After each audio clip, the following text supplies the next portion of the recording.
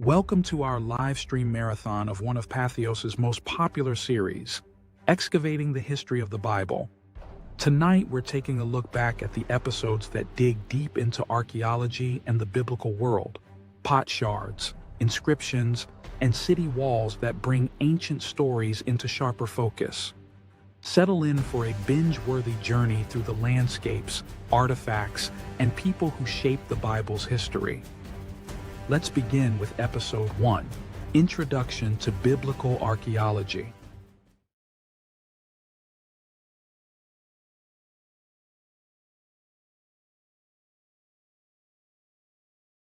When I hear the term biblical archaeology, Indiana Jones immediately springs to mind, mostly because the two best Indiana Jones movies happen to involve artifacts mentioned in the Bible. But archaeology in practice looks a lot different from archaeology on screen. There are no booby-trapped boulders or bombs. Instead, most archaeologists spend their time at libraries, labs, and archaeological sites, where they sift through material remains to reveal how people lived, worked, ate, socialized, and worshipped. And when it comes to biblical archaeology, well, that opens up a whole new set of issues. See, archaeology is the study of material remains, and the Bible, obviously, is a text. In the family of archaeology, a lot of professionals view biblical archaeology as an odd sibling because it's a field that allows a text to set the agenda, allows a text to set the questions we ask of the material data. However, as the archaeologist Aaron Brody argues, archaeology is notoriously bad at answering questions related to short-term or political history.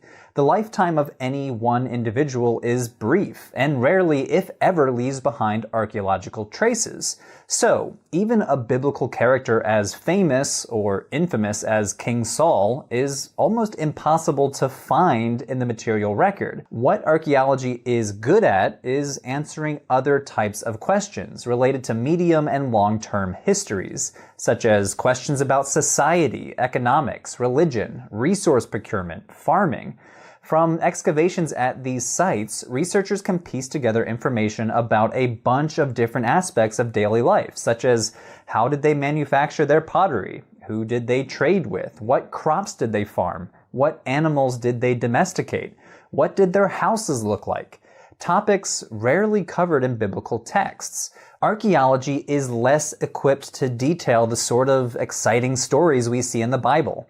Abraham's travels from Ur to Canaan, the exploits of Samson versus the Philistines, royal rivalries between King Saul and the future King David.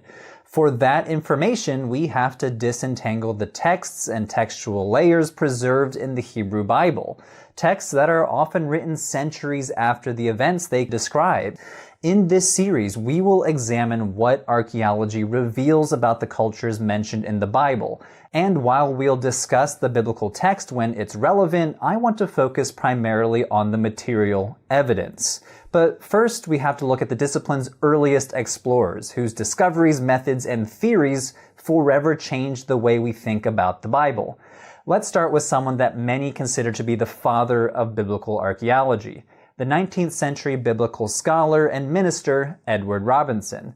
Like many of his peers, he viewed the Bible as a fundamentally historical document, a key to unlocking the biblical past. And his theological training motivated him to seek out evidence for biblical sites, people, and events on the ground as a way to prove the veracity of the Bible. So, equipped with the Bible on one hand and a map in the other, Robinson set out for the Holy Land in 1838 on a mission to identify the location of places mentioned in the Bible. And he was pretty good at it. He and his team identified a bunch of archaeological sites by matching modern Arabic place names with their hypothesized ancient Hebrew names as they would have been known in the biblical text.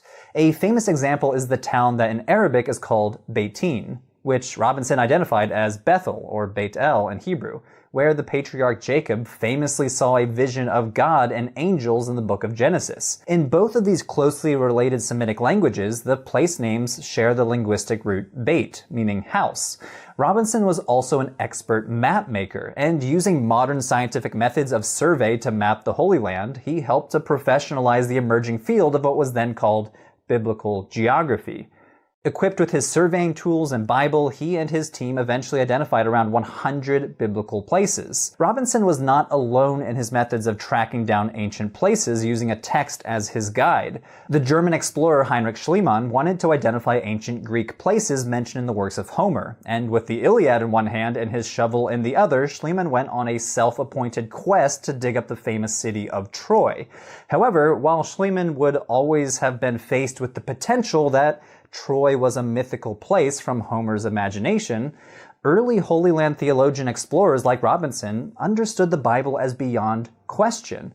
Although Robinson was pretty successful, he did miss some of the major biblical towns, including Joshua's Jericho and Lachish, the site of a famous battle between King Hezekiah's forces and the Assyrians. Unlike the example of Bethel, the modern Arabic names of these places did not bear any resemblance to their biblical Hebrew counterparts. He failed to identify these famous biblical cities because he did not understand the phenomenon of tells. The ruins of long-lived ancient settlements often appear today in the shape of tall mounds or hills that in Arabic and Hebrew are called tells. Remember, Robinson was living during the infancy of archaeology as a modern academic discipline, and some of the basic principles that archaeologists now take for granted were not yet established. One of these tenets is the principle of superposition, which sounds pretty fancy, but it's a really simple idea. This principle holds that in any accumulation of stuff, the layers at the bottom are the oldest, with each layer progressively younger in ascending order toward the top. So think of tells as a layer cake in the shape of a tall trapezoid-shaped mound. As humans live in one place, century after century, the material remains of daily life build up layer on top of layer. These superimposed layers, known in archaeology as stratigraphic levels, record the history of a settlement from its oldest remains at the base to its youngest at the top. Although this might just look like a big hill of boring dirt, these layers contain artifacts in their original contexts that archaeologists excavate, analyze, and interpret to understand the past. Robinson was among the first biblical archaeologists, inspiring an entire generation of late 19th century explorers to launch a frenzied search for traces of biblical civilizations. A few of these finds were huge sensations in their time. For example, check out this object, the so-called Mesha stele found in Jordan. This stone inscription, which dates to the 9th century BCE, is written in Moabite, an ancient Semitic language of the Iron Age people of the land of Moab mentioned in the Hebrew Bible. And what was so special about the inscription? Well, the inscription records the accomplishments and defeats of King Mesha of Moab, including a reference to Moab's subjugation at the hands of Omri, king of Israel, the very same king mentioned in the Hebrew Bible. So, by naming an entity called Israel and its king as Omri, the Mesha stele confirmed the existence of an Israelite king who reigned in the 800s BCE. It is a hugely valuable object for historians because it shows the Moabite perspective of the same account that is presented from the Israelite perspective in 2 Kings. The discovery of the Mesha stele in the 1800s sent shockwaves through the field of biblical studies. Biblical scholars viewed it as a smoking gun for the veracity of the Bible, an extra-biblical source that confirmed a historical event in the Bible. But not so fast. There's a flip side to exciting discoveries like this: archaeology's potential to contradict the biblical text. If it could prove the text, archaeology could also challenge it and raise questions about the historicity of the Bible. As gaps between the text and archaeology came to light, archaeologists began to question a Bible-centric approach to their research. Yes, Robinson's legacy still looms large in the fields of biblical studies and biblical archaeology, but today's archaeologists are less interested in proving the stories of the Bible and more interested in understanding the context of the biblical world. Many scholars have turned toward new approaches rooted in anthropology, motivated to understand broader social and historical questions that relate little, if at all, to the Bible. Let's start with how archaeologists identify and excavate archaeological sites. While excavation is probably the most famous archaeological practice, archaeologists need to identify sites to dig up in the first place. This is done in a bunch of different ways, but archaeological survey is the most well-known. Because we're dealing with thousands of years of history, ancient settlements might be covered by modern construction or be buried deep underground by centuries of accumulated remains, such as layers of trash, debris, and natural buildup of sediment from erosion and water. In order to identify these sites, archaeologists conduct pedestrian surveys, which involves teams of archaeologists walking across open terrain collecting archaeological finds from the surface. They also conduct aerial surveys, using visual and multispectral imaging from drones and satellites, and geophysical survey methods, such as ground-penetrating radar and magnetometry, both of which can help an archaeologist figure out what might lie buried underground. Once an area of ancient remains is identified, the next step is excavation. Excavation involves digging targeted areas with the goal of finding out the basic history of the site through analyzing its stratigraphy, meaning the site's superimposed layers that I mentioned earlier. The order of the layers from top to bottom can be dated using techniques like tree ring dating, radiocarbon dating, and dating with pottery, forming a sequence of pottery types and then matching them up across different sites. The archaeologist Cynthia Schaefer-Elliott uses the example of smartphones. If you're an Apple iPhone fan, you can probably identify what year a certain iPhone dates to. The styles change subtly from year to year. In the same way, archaeologists can date pieces of pottery based on style or material. Together, this evidence enables archaeologists to determine when, for how long, by whom, and how a site was used. Was it used for habitation, trash, industrial activities, food processing, farming, storage, burial, or many other possibilities? The next step is analyzing the finds that are actually collected during excavation. We humans leave behind a lot of stuff. I often think about how plastics will be an important artifact for future archaeologists to understand life in the 21st century, because a plastic object can take hundreds and hundreds of years to decompose in a landfill. When it comes to ancient contexts, archaeologists start by identifying the object's material: stone, ceramic, bone, or metal, as well as the artifact's typology, meaning how an artifact can be classified into categories. Specialists can conduct more detailed analyses of objects, looking for clues about how it was made, where the source material came from, and marks that show wear and tear and repairs. So for a graphic example, bone experts determined that the Philistines ate dogs since they identified marks on dog bones from Philistine sites that showed that the dog was butchered by humans for consumption. At the cutting edge is microarchaeology, the study of archaeological remains at the microscopic level. Microarchaeology has helped us reconstruct the diets of ancient people in particular. Paleobotany involves identifying preserved plant remains, often in the form of charred seeds and pits. This information tells us what plants people were farming, foraging, and eating, or what plants they were using as material for crafting or clothing. Other techniques try to reveal new insights on the chemical level. So one example would be residue analysis, which is a way of identifying what organic materials a vessel may have contained. The idea is that stable molecules like fatty acids seep into the pores of the clay and are preserved for centuries. These molecules are extracted and analyzed to determine what materials that vessel must have contained. So, for example, at the site of Tel Megiddo, a recent residue analysis of a juglet from the Middle Bronze Age found the world's earliest known use of vanillin, the main aromatic and flavor compound in vanilla. The study turned previous research on vanilla on its head. So archaeologists used to think that vanilla was first domesticated by the Aztecs in the 1300s. But this new evidence instead changed everything. Vanilla must have first been domesticated 3,000 years earlier and halfway across the globe in Southwest Asia. These are just a few examples of the potential of archaeology to change the narrative of history, pushing the boundaries of current knowledge of ancient peoples and challenging the status quo of biblical history. Over the course of this series, we'll examine different topics related to the Bible. In some cases, like the Canaanites and the Philistines, the Bible tells us so little that archaeology gives these people groups a new voice for the first time in centuries. We'll be starting in the Middle to Late Bronze Age, so stay tuned for Episode 2, The Canaanites. Hey everyone, that was Episode 1 of a new series that I'm producing in collaboration with Patheos. It's called Excavating the History of the Bible.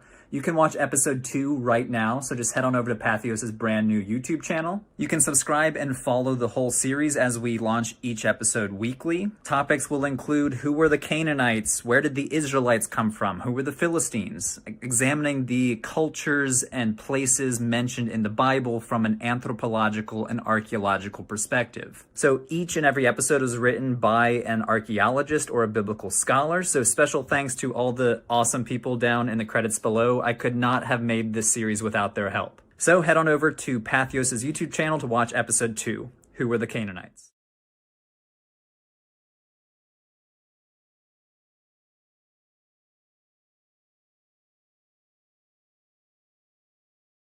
From tools and trenches to the stories in the soil, we move from how archaeology works to the world of the Canaanites. Urban centers, palaces, and diplomacy shaping late Bronze Age life. Here's something fascinating before we continue. The Amarna letters were written mainly in Akkadian cuneiform, the diplomatic language of the day. And here's another detail worth noting. Edward Robinson is often called the father of biblical archaeology for linking ancient sites to modern place names. All right, let's step into Canaan.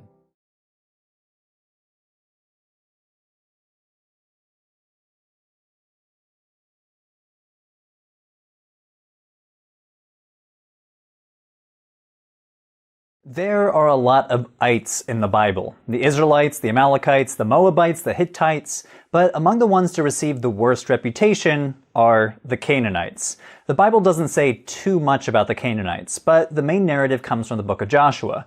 The Canaanites were a people destined to be conquered. After Moses' death, Joshua was called to lead the people of Israel into the land of Canaan, a land today roughly spanning the modern state of Israel, the West Bank, the Gaza Strip, Jordan, Lebanon, and southern Syria. Upon entering the land, Joshua and the Israelites defeat Jericho, a strong-walled Canaanite city, but they continue to do a lot of conquering, culminating in Joshua 12, which lists 31 Canaanite kings whom Joshua and the Israelites apparently defeated. The focus is somewhat different in the book of Judges. Here we get lots of statements about the Israelite tribes not driving out Canaanites, nor destroying their cities. The focus is very much on the Israelites as God's chosen people, and the Canaanites as conquered peoples that continue to infiltrate the Israelites and lead them astray. But let's set aside Joshua and Judges for a moment as we turn to the archaeological evidence to answer the question, who were the Canaanites, and what happened to them? Archaeologists view the Canaanites as the main population and native cultural group of the Bronze Age in this region before the appearance of the Israelites. And as we'll see from the archaeology, the Canaanites lived in big cities, worshipped in big temples, and survived under the thumb of the Egyptian Empire. Let's focus in on the 1300s BCE. Canaan during the Late Bronze Age. This was a region on the edge of Egyptian imperial control. Though not a significant center of power, Canaan played a crucial role as a cultural and commercial crossroads. See, there were two major road systems, the coastal route and the King's Highway, that connected Egypt with Syria, Mesopotamia, and ultimately the whole Aegean world via the Mediterranean coast.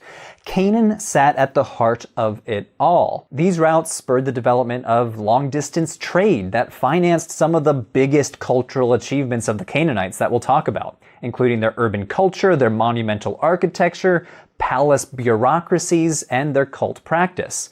I want to focus on the 1300s because we get a pretty clear snapshot of the political situation in Canaan during this time because of the Amarna letters, a huge cache of clay tablets discovered in Egypt dating to a few decades in the Late Bronze Age. Basically, they comprised an administrative archive. Of the almost 400 known tablets, a big percentage of them record correspondences between Egyptian officials and the kings of small city-states in Canaan. For example, a few letters are from the Canaanite king of Ashkelon, a coastal city known as a major trading center due to its location along the coastal road. Notice how servile and obsequious the Canaanite king is to the pharaoh. He calls the pharaoh my king, my lord, my god, and he calls himself your servant, the dirt at your feet, the groom of your horses. He promises to the pharaoh that he'll continue to guard Ashkelon in accordance with the command of the king. Another letter is from the king Abdi-Heba, from a city you might have heard before, Urushalim, or Jerusalem. King Abdi-Heba begs the pharaoh to send reinforcements as he skirmishes with other Canaanite city-states. Letters like these are important in reconstructing Canaanite society, as well as political, economic, and religious relations with the Egyptians. They clearly illustrate the tight Egyptian grip on the region. Canaanite kings were sending them tribute, acting as vassals of the Egyptian empire, and begging the Egyptian leaders to settle disputes. This control is also evident in just how much Egyptian stuff turns up in Bronze Age excavations in the region. For example, check out the city of Beit Shan, located a few kilometers south of the Sea of Galilee. On top of the Tell, archaeologists discovered an Egyptian administrative center, including an Egyptian temple, the house of an Egyptian governor, and Egyptian inscriptions. These remains suggest that a bunch of Egyptians must have been stationed at different Canaanite sites, serving both administrative and military functions despite the distance from the Egyptian heartland. Overall, the role of Egypt in the Late Bronze Age was not to colonize Canaan, but rather to administer the collection of tribute, to impose security arrangements, and enforce a semblance of order on the quarrelsome Canaanite rulers. The material evidence from Late Bronze Age Canaan provides an excellent case study for identifying political activities of a dominant and imperialistic Egyptian power. Another thing we learn from the Amarna letters is that the Canaanites were by and large an urban civilization. The region was basically a collection of city-states. The tablets mention approximately 20 of them. This includes Jerusalem, as well as lesser-known cities like Megiddo, Gezer, Hatzor, and Ashkelon, all major Canaanite cities that you can visit to this day. Many of them had impressive fortifications. For example, check out this huge gate at Ashkelon. Built mostly of brick and limestone, the gate is 15 meters long. This is some pretty impressive infrastructure for its time. Another great example of Canaanite urban living is Megiddo. You might have heard of it before. The Bible mentions it about a dozen times, including the book of Revelation, where it says that at the end of time, a great battle will be fought at Armageddon, or Har Megiddo, the Mound of Megiddo. Located in the Jezreel Valley, Megiddo was strategically situated on a trade route, making it the ideal setting to become super wealthy and super powerful. In the Bronze Age, Megiddo was a big deal. It had huge fortifications, including a multi-chamber gate and a mud brick wall that enclosed the city. Throughout the Bronze Age, the inhabitants constructed monumental palaces and fancy houses for the elites. It was one of the crowning jewels of Canaanite civilization. So, Canaanites liked their urban living, and another key aspect of this city lifestyle was their religion. Now, the Bible mentions Canaanite religion here and there, usually tied to the god Baal, but we learn a lot more from the archaeology. Some of these major Canaanite cities that we've mentioned so far had big temples right in the city center. These were monumental temples with 2 or 3 rooms, including an inner sanctuary that scholars sometimes call a Holy of Holies, borrowing language from the Temple of Solomon from the Hebrew Bible. We find temples like this at Megiddo, but the city of Hatzor is another great example. Hatzor is located north of the Sea of Galilee and was a major Canaanite hub in the Bronze Age, the largest Canaanite city in the southern Levant. The book of Joshua even calls it the head of all Canaanite kingdoms. Hatzor covered about 200 acres of space, which encompasses several temples, including a huge ceremonial precinct on the top, variously identified as a palace or a temple. So, what gods were Canaanites worshipping at these sites? Well, there were a lot of Canaanite gods, but I want to focus on 2 in particular. In one of the rooms in that huge precinct at Hatzor, archaeologists discovered a bronze statue of a god dating to the 14th century BCE.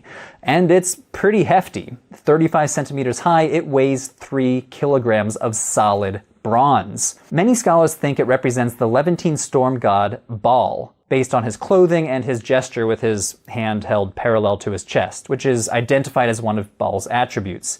But as much press as Baal gets in the Hebrew Bible, like the prophet Elijah fighting against the prophets of Baal in 1 Kings, he actually was not the head of the Canaanite pantheon. In a lot of Canaanite traditions, that honor goes to the god El. What you're looking at is a figure of the god El, discovered at Megiddo, and dated to about the 1300s BCE. Standing at 27 centimeters high, it's a bronze object coated entirely in gold. El is depicted holding in his left hand a spatula-shaped scepter that could be interpreted as an emblem of the god. Similar spatula scepters have been found around the region, including at Hatzor and Lachish, which some scholars argue may have been held by life-size statues of the gods that have since been lost. Both Baal and El were also associated with a calf or bull as their animal manifestation, and archaeologists have found figurines of these animals at several Canaanite sites. So, from the archaeological data, we can sketch an image of the Canaanites. They were the native people of the Levantine region, living in city-states like Hatzor, Gezer, and Megiddo, worshipping gods like El and Baal in big temples located in their cities. But these city-states did not form a single political unit. They all lived under the shadow of the Egyptian Empire. While the book of Joshua says that the Israelites invaded Canaan after fleeing Egypt and destroyed the Canaanites, the archaeological data appears to primarily say that the Egyptians dominated the Canaanites. Numerous excavations and a bunch of contemporary written documents in the form of the Amarna letters give us a pretty good picture of the Canaanites, their beliefs, and their traditions during the Late Bronze Age. Yes, most of this period was characterized by an Egyptian dominance and influence, but Canaan served as a cultural crossroads of the region that was essential to Egyptian strategic goals. But Canaanite culture, for all of its achievements, was not to last. The so-called Late Bronze Age collapse was a time of economic and environmental turmoil, leading to the fall of superpowers like the Hittite Empire. Canaanite urban society could not be sustained following the collapse of the Late Bronze Age and the implosion of long-distance trade. In the decades that followed, the Canaanites gradually transformed culturally as new groups emerged, including the Phoenicians, the Israelites, and the Philistines.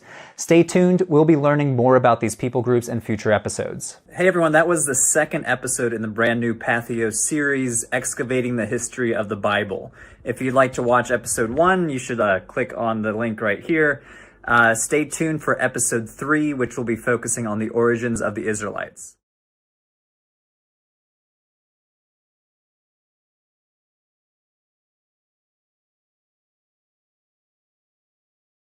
Leaving Canaan's fortified cities, the story turns inland to the highlands, where early Israel emerges as a farming and pastoral society. Quick fact from the dig sites: the Merneptah stele, dated around 1208 BCE, is the earliest mention of Israel in the archaeological record. One more insight before we roll. Scholars caution that the Hebrew mentioned in the Amarna letters are not the same as the Hebrews. Let's head to the hill country.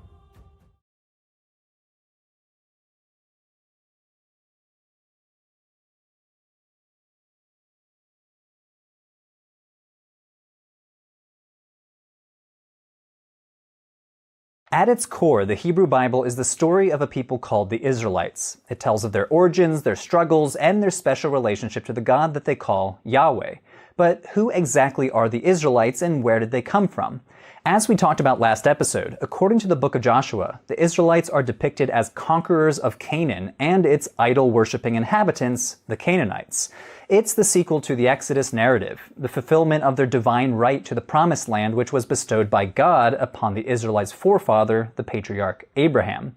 A reward that finally comes to fruition after 40 years of wandering the desert after escaping slavery in Egypt.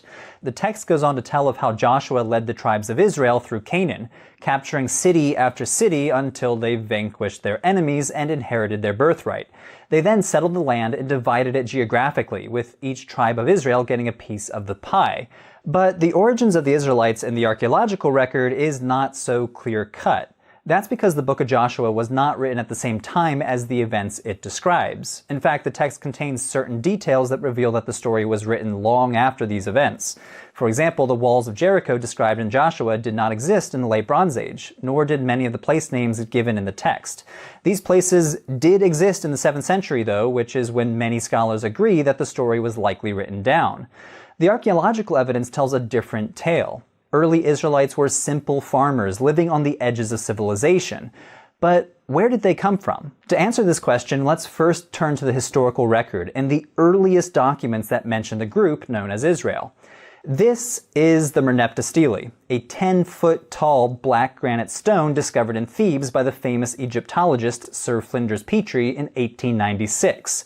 Inscribed on the stone are Egyptian hieroglyphs that record military victories over some of Egypt's neighbors by the pharaoh Merneptah, a pharaoh of Egypt's 19th dynasty who ruled from 1213 to 1203 BCE, during a critical period of change, upheaval, and instability across the entire eastern Mediterranean. Monuments like this were typical of pharaohs, who loved to brag about their victories for all to see. But this monument is so important because it contains one of the oldest known written references to Israel. This was a sensational find when it was first discovered, during the height of Egypt mania in the 19th century Victorian era.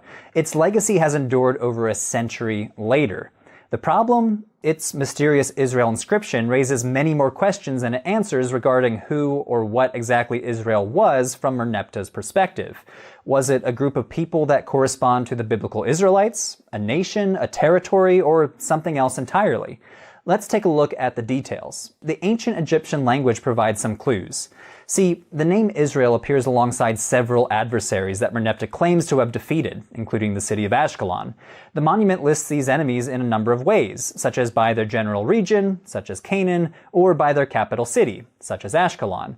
In the Egyptian language, foreign countries, cities, and provinces are linguistically feminine.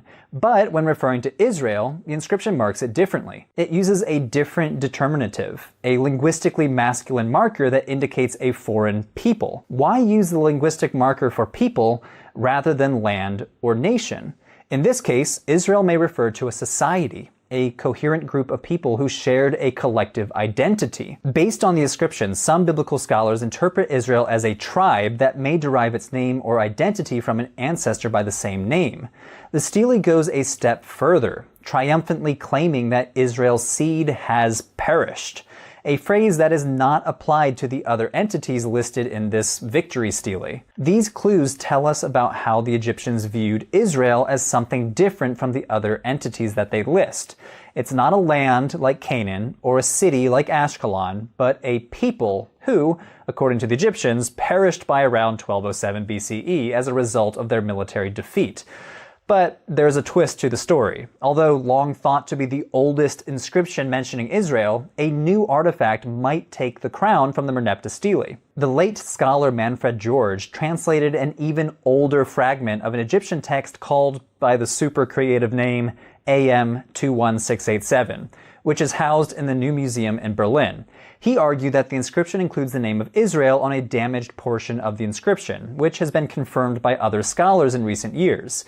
But in this case, the name refers to a topography or a region rather than naming a people group like the Merneptah stele. Some biblical scholars and archaeologists suggest that the fragment could date to the reign of the pharaoh Haramhab, who ruled from 1319 to 1292, or Pharaoh Ramses II, who ruled from 1279 to 1213 BCE. But in either case, it could indicate an even older existence of an entity called Israel before Merneptah. Now, the Amarna letters contain equally mysterious references to a group in Canaan who are called the Habiru or Aparu, a word that means dusty or dirty. In one letter, the king of Byblos complains to Pharaoh that all of my cities, which are situated in the mountains or along the sea, have sided with the Habiru people. Basically, he's complaining about an unholy alliance between his own disloyal subjects and the Habiru. Another letter disparagingly compares the Habiru people to a stray dog, the ultimate insult for the ancient Near East. Eventually, more sources with this name appeared from across the Near East, from sites in Egypt, Syria, Canaan, and Mesopotamia. Scholars have grappled with whether or not these Habiru might be related to the Hebrews, a biblical name that is associated with the inhabitants of ancient Israel, who eventually became a group known as the Israelites.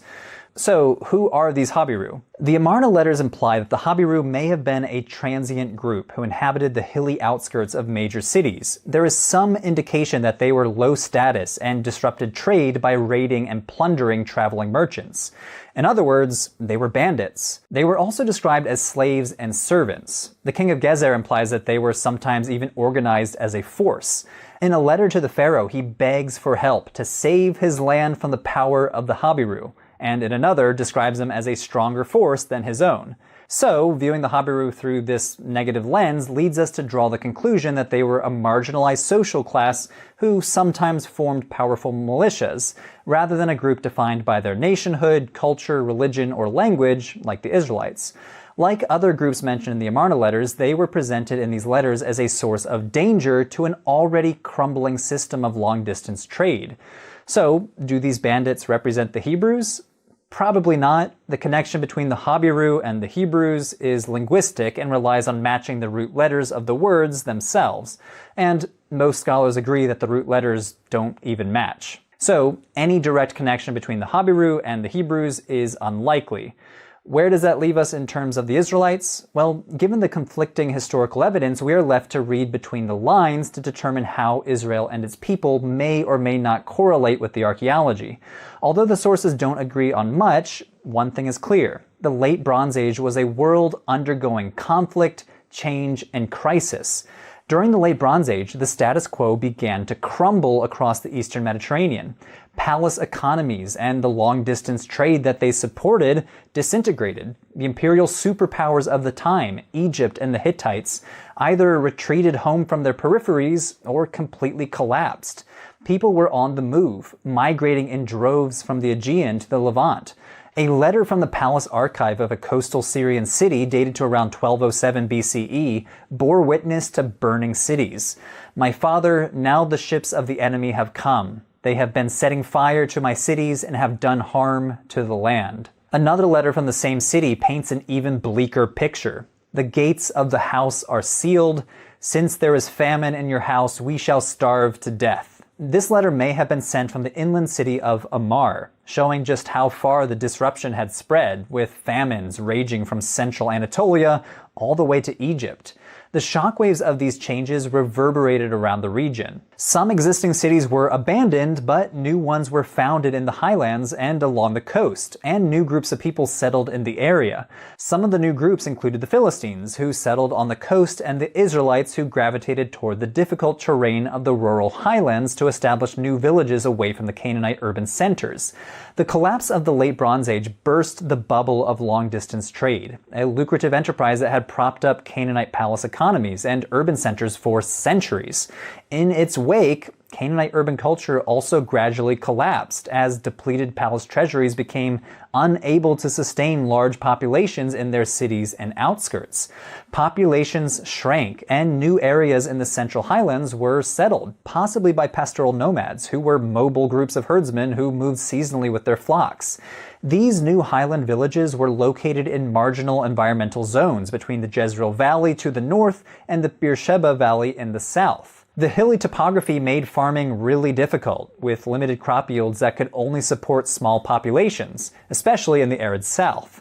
Without the surplus crops supplied by Canaanite city-states in exchange for dairy, wool, and meat supplied by the herders, these pastoralists had turned to other means of subsistence. So people were forced to adapt to their new socioeconomic conditions, starting with producing their own food through subsistence farming and animal husbandry. The thing about agriculture is that it requires staying in one place to tend the crops, so this shift also had the secondary effect of establishing permanent villages for populations who had previously migrated seasonally. The first signs of this new group emerged around 1200 BCE in newly founded villages in the highlands like Isbet Sarta, Kirbet Radana, and Tel Naspa. Notice the small, roughly built houses and small grain silos. These remains of the Israelite village of Isbet Sarta are much smaller in scale than the big Canaanite urban centers we saw last episode. This is about all the infrastructure that we see in early Iron Age villages like these.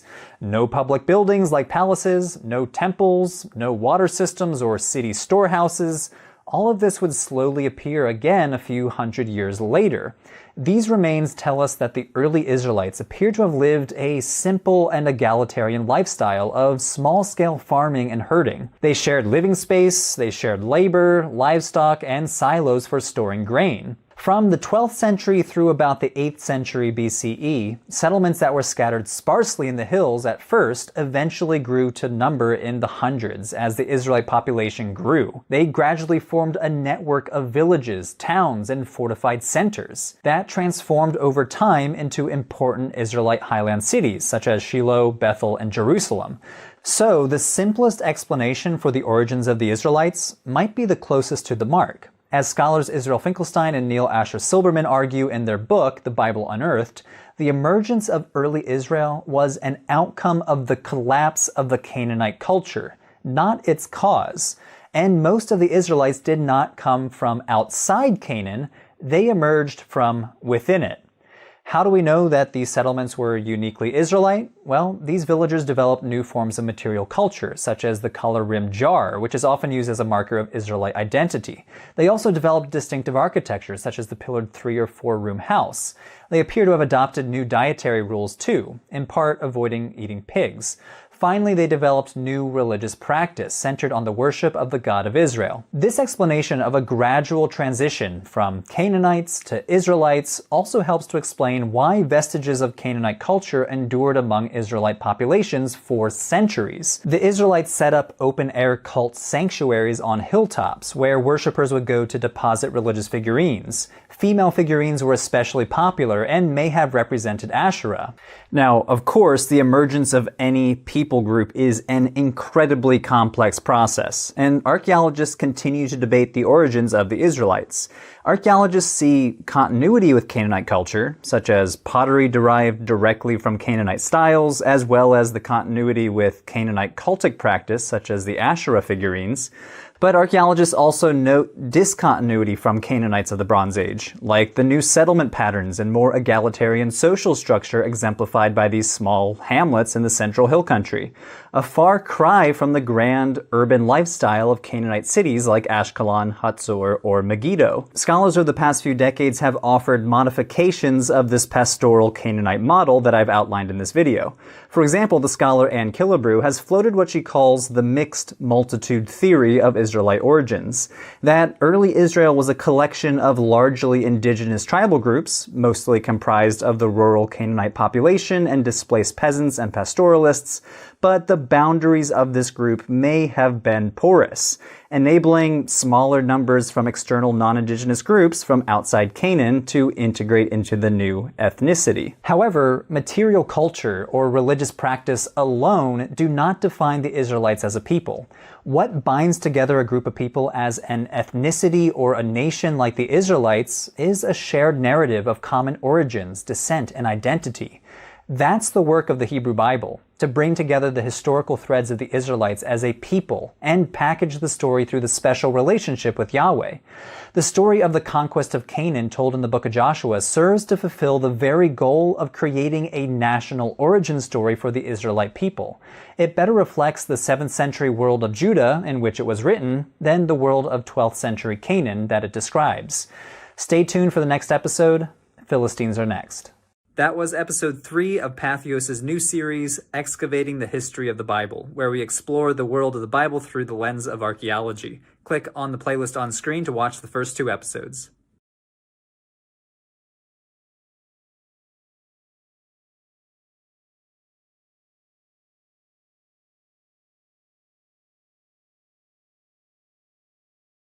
From Israel's uplands, we shift to the coast, where the Philistines leave their mark with Aegean-style pottery and fortified cities.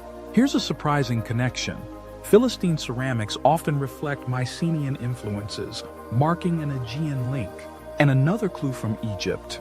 Earliest Philistine references appear in Egyptian inscriptions, tracing their arrival. Now, let's meet the Philistines.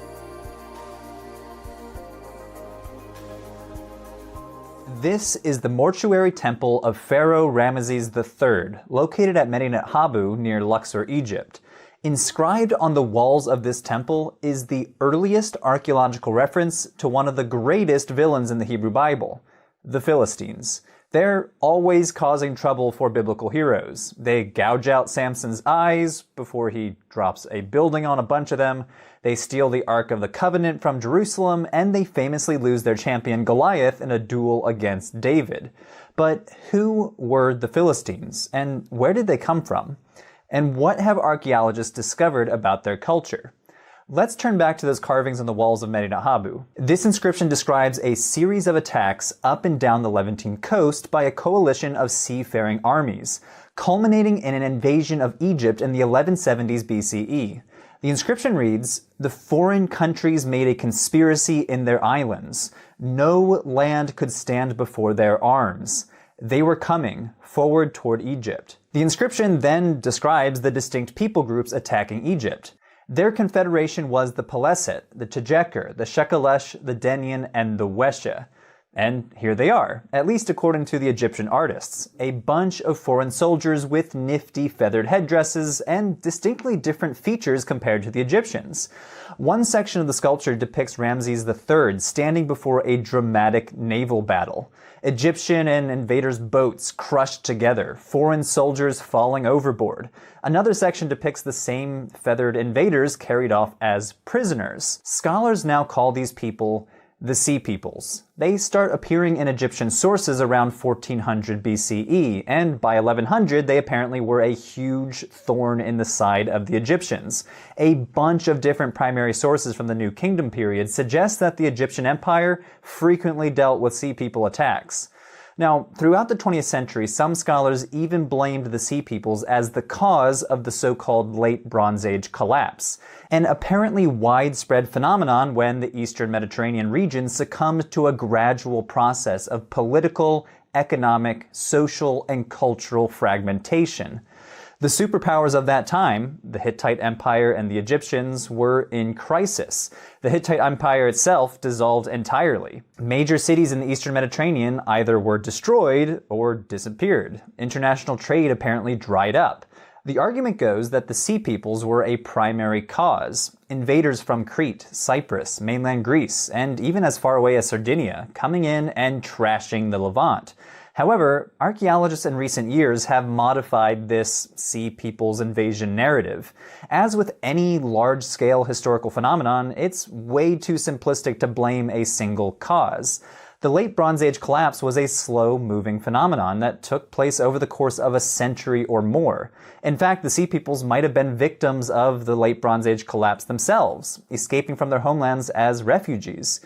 As the archaeologist Eric Klein argues, we really shouldn't think of the Sea Peoples as waves of organized armies like the Crusades, but probably more like loosely or poorly organized groups. The Egyptian sources, like the mortuary temple of Ramses III, show that these groups apparently had women, children, household goods, and even livestock with them. This motley crew hardly resembles a menacing army. Taken as a whole, the archaeological evidence seems to indicate that some Sea Peoples may have settled the Eastern Mediterranean by force, but others peacefully. So, what does all of this have to do with the Philistines? Well, remember that list of Sea Peoples mentioned at Medinet Habu? Let's focus on the first one mentioned, the Peleset. Or, more accurately, since ancient Egyptian does not have vowels, the PLST. Scholars have identified these people as none other than the Philistines themselves. Not only is the name linguistically related to the name Philistine, another Egyptian source dating to around the same time period locates the Peleset in 3 cities in southern Canaan: Ashkelon, Ashdod, and Gaza, cities famously known to be part of the kingdom of Philistia according to the Bible. So, this is the general backstory of the Philistines. They were one of several so-called Sea Peoples, possibly with roots in the Aegean world, maybe Cyprus or possibly southern Anatolia, who migrated to southern Canaan around 1200 BCE, establishing a kingdom based around several major cities, including Ashkelon, Ashdod, Gaza, Gath, and Ekron. But what is the evidence for connecting the Philistines to Aegean cultures? Let's start with the pottery. Remember that pottery is a powerful tool that archaeologists use to date and identify ancient sites, kind of like how we could identify the decade a cell phone belongs to by how it's designed. Archaeologists can link pottery to certain cultures and centuries based on the pottery's style, material, and decorations. And when it comes to the Philistines, archaeologists have discovered Aegean-style pottery at Philistine cities. Check out this photograph. We're looking at an example of Mycenaean 3C pottery, discovered on the Aegean island of Kalymnos. Archaeologists have discovered similar examples in other Aegean sites on Cyprus and mainland Greece. Now, check this out. See any similarities? Light color, dark brown paint? Well, the first picture is an example of Mycenaean 3C pottery from a Greek island. The second example is Mycenaean 3C1 pottery, or more simply nicknamed Philistine monochrome. Yes, this vessel was discovered in the Philistine city of Ekron, so notice the crazy close similarities to Aegean-style pottery. And in fact, archaeologists have discovered Mycenaean 3C1 pottery all over Philistine cities dating to the early Iron Age period. And it was pretty common.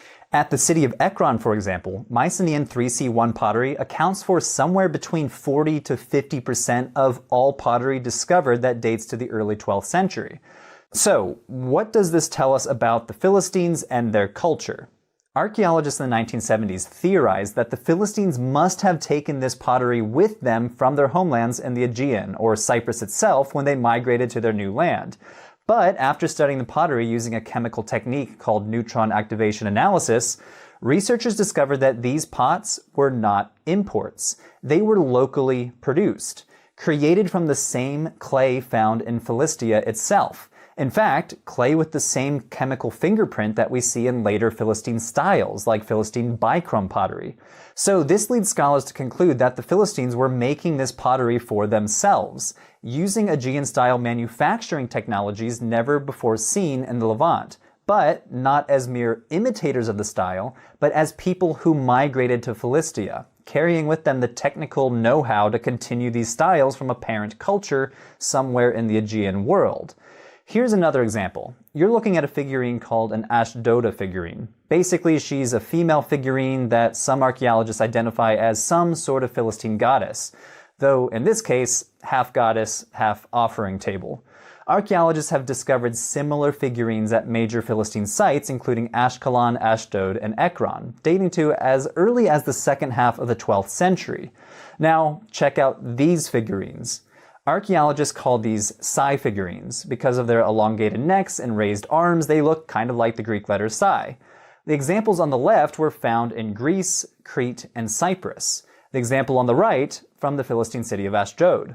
Again, we might be looking at evidence of a people that carried with them religious and technical knowledge from the Aegean world to the southern coast of Canaan. What about the Philistine diet? Well, according to archaeological data, Philistines apparently ate pig and dog meat, which reflect the dietary practices of Aegean cultures, but not those living in Canaan. Let's start with the pigs. In the Iron Age 1 period, we see higher frequency of pig bones at Philistine sites compared to neighboring sites. At Ashdod, almost 15% of all bones discovered by archaeologists were pig bones. Iron Age Gath? Well, between 13 and 16%. Outside of Philistia, pig bones are much more rare. This may point to higher rates of pork consumption among the Philistines. The theory goes that the Philistines brought pig culture with them from their homelands around the Aegean to the Levantine coast. Analyses of the pig bones found at these sites show that they are genetically related to European pigs. And in fact, wild boars today in Israel and the Palestinian territories are more genetically similar to European boars than those found in surrounding cultures. The Philistines also apparently ate dog meat. While dog bones are a fairly rare find in late Bronze Age Canaanite sites, at the dawn of the early Iron Age, we suddenly see a big spike in dog bones at Philistine sites. And these bones seem to point to evidence of food preparation and consumption. So, for example, archaeologists have noticed cut marks on dog bones that indicate that the Philistines were butchering dogs, and discoloration on the bones implies that they were roasting the meat. Again, this might point to their Aegean origins. Eating dogs was a known practice in mainland Greece, Crete, and the Aegean world in general. Archaeologists have found butchered dog bones all over the Aegean region, dating from the Neolithic period all the way into the Classical period. And finally, Philistine DNA may also point to European origins. A team of archaeologists extracted and analyzed DNA from 10 individuals buried in the Philistine city of Ashkelon. These skeletons date to the late Bronze Age and the early Iron Age, the same time period when the so-called Sea Peoples were thought to have showed up in this region. The researchers published their result in 2019, which showed that the DNA from these individuals exhibits specific European patterns, similar DNA patterns that we see in southern Europeans, in Italy, the Aegean, and southern Spain. This might suggest that the early Philistines were indeed immigrants from southern Europe, and specifically the cultures around the Aegean Sea. Though we should proceed with caution here. This study makes some pretty bold claims based on a very small sample size of 10 individuals. But taken together, the figurines, the pottery, the diet, and the DNA all point to roots in the Aegean world. But of course the origins of the Philistines are more complicated than a simple narrative of a one-way migration to Canaan. Archaeologists over the past decade argue that the Philistines were not a single ethnicity that invaded, destroyed, and replaced the Canaanites. Rather, as the archaeologist R.N. Mayer argues, they appear to have been a multicultural people comprised of various groups deriving from the eastern and central Mediterranean that joined with local Canaanites to form a unique culture. He argues it is better to describe the Philistines as an entangled society, a society with Aegean roots, but entangled in Canaanite culture. Okay, so that's the archaeological data, but let's now return to the Bible, the textual sources. How does the biblical description of Philistines jibe with the archaeology? And more specifically, what does the Bible have against the Philistines? The Bible mentions the Philistines over 250 times, and from the book of Genesis to the book of Judges, and all the way up through the books of Samuel and Kings, the story is basically the same. Near constant tension between the Philistines and their neighbors. But was there really historical tension between the Philistines and the Israelites during the time periods that these books were thought to cover? These are tricky questions to answer because most biblical scholars today agree that the texts containing the most dramatic stories about the Philistines were composed or redacted centuries later, probably during the 7th or 6th centuries BCE. In other words, hundreds of years after the period that the famous stories of Samson or King David were thought to have happened. Because of this, scholars need to identify what parts of the Hebrew Bible preserve actual memories of Iron Age Philistia, and what parts reflect the political situation of later centuries. There are basically two sides of the argument. Israel Finkelstein, one of the most prominent archaeologists of this region over the past few decades, has argued that the biblical references to the Philistines do not contain any memory of early Iron Age events or cultural behavior. Let's take the city of Gath as a case study, famously the hometown of the giant Goliath. It is the most frequently mentioned Philistine city in the book of Samuel, and many of the battles between the Israelites and the Philistines take place east of the city. But decades of excavations in and around the site of Gath, also called Tel Asafi, have revealed no evidence of hostility between the Philistines and their neighbors to the east. The biblical scholar Daniel Pioski writes that for a period of around 3 centuries, we find no clear evidence that forces from Gath ever attacked or destroyed a single location within the neighboring regions of Israel or Judah, or conversely, that it was attacked by individuals from these areas during this time. In fact, the archaeological record seems to indicate the opposite was true, as there's evidence that Gath was actively engaging in economic and cultural exchange with its neighbors to the east. The Philistine religion is another possible example of archaeology telling a different story than the text. The Bible suggests that the main Philistine god was a male god named Dagon.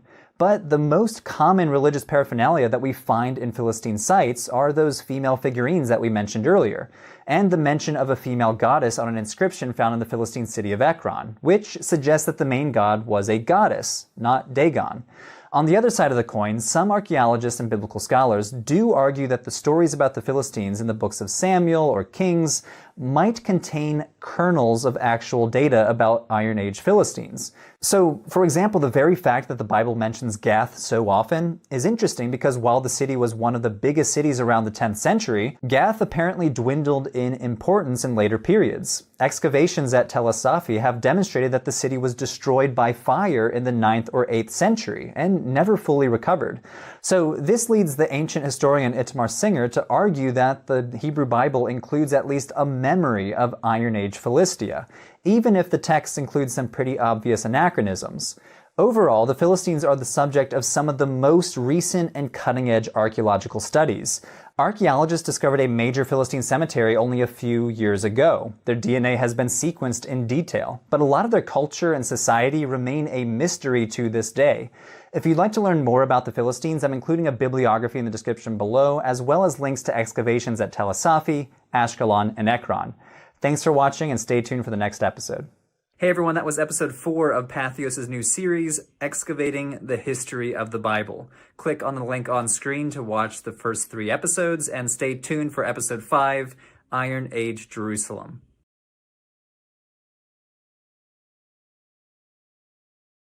From coastal plains to Jerusalem's hills, let's explore the city that later anchors Judah's story.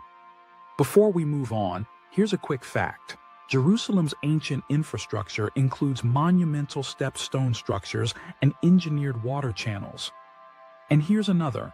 The city's topography, a narrow ridge with steep valleys, shaped fortifications, and daily life. Let's roll into the city of David.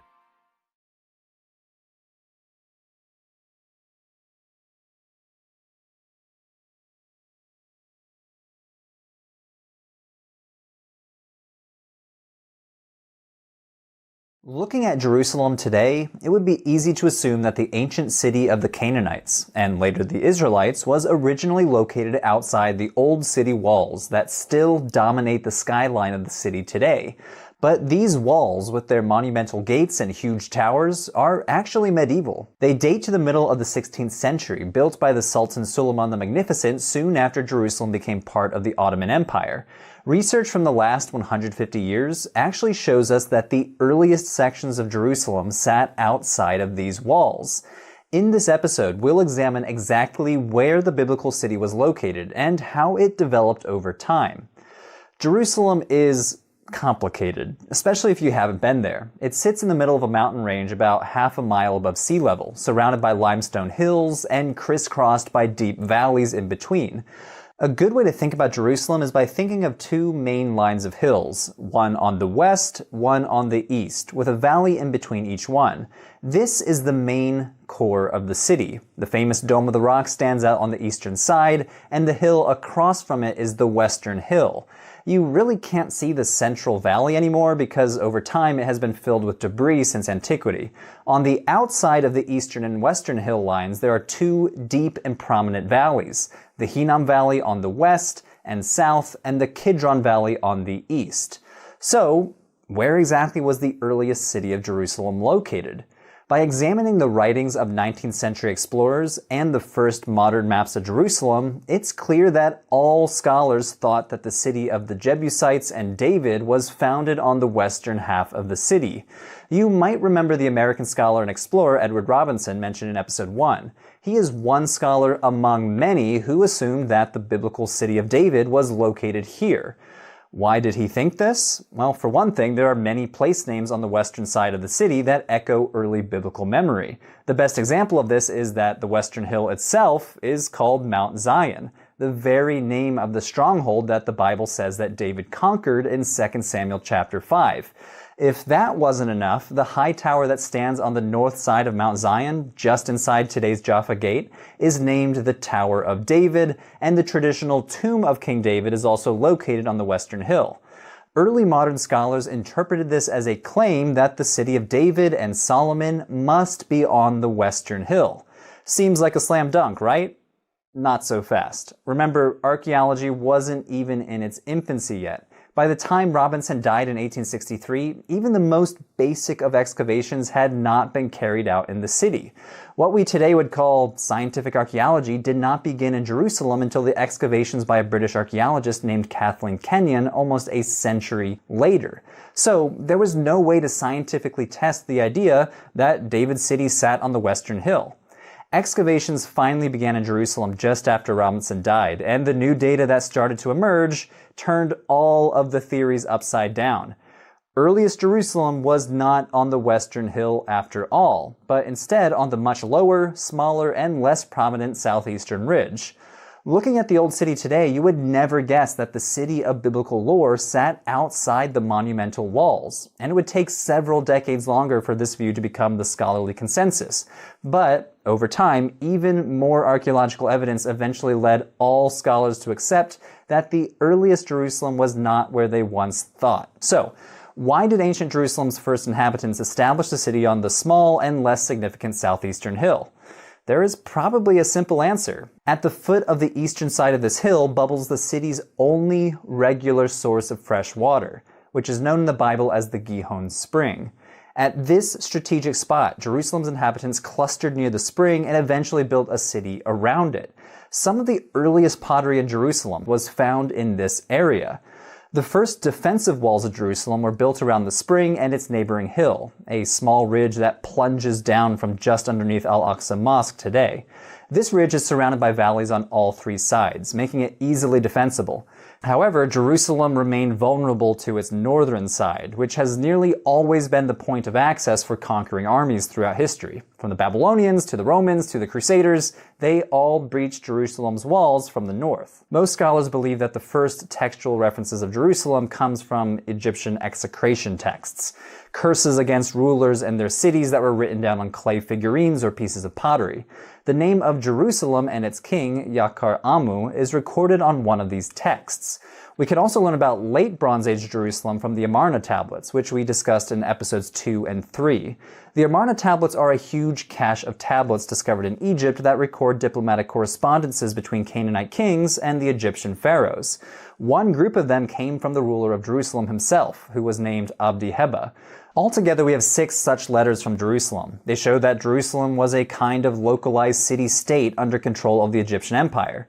So when we think about the fact that late Bronze Age Jerusalem must have had a centralized administration, a palace, a scribal school, and perhaps a city wall, it's kind of weird to learn that there are very few remains at all from this time period. Although we assume that the city roughly sat in the location of the earlier Middle Bronze Age, its overall character remains one of the biggest archaeological mysteries. So let's fast forward to the Iron Age when the Bible says that King David conquered the city. The story in 2 Samuel chapter 5 is confusing, and part of the text may even be missing. The story may have also been reshaped and redacted as it was handed down before later being set in the biblical canon that we know today. The story goes something like this. According to 2 Samuel, David appears to tell his army that in order to attack the Jebusite inhabitants of Jerusalem, his army needed to get up a water shaft. In the parallel story in 1 Chronicles chapter 11, it's David's commander Joab who attacks the Jebusites first. But there's a problem. Because the Hebrew word that refers to this water shaft is used only twice in the entire Bible, it's not exactly clear how to understand the term. Does it refer to a vertical shaft, a horizontal tunnel, or something else entirely? Now, this hasn't stopped some from suggesting that they know exactly where this water shaft was. Remember the Gihon Spring? Well, there's a complex set of tunnels that come off in almost every direction. Some of them were dug intentionally to bring water to other parts of the city, and others were formed naturally over time by erosion.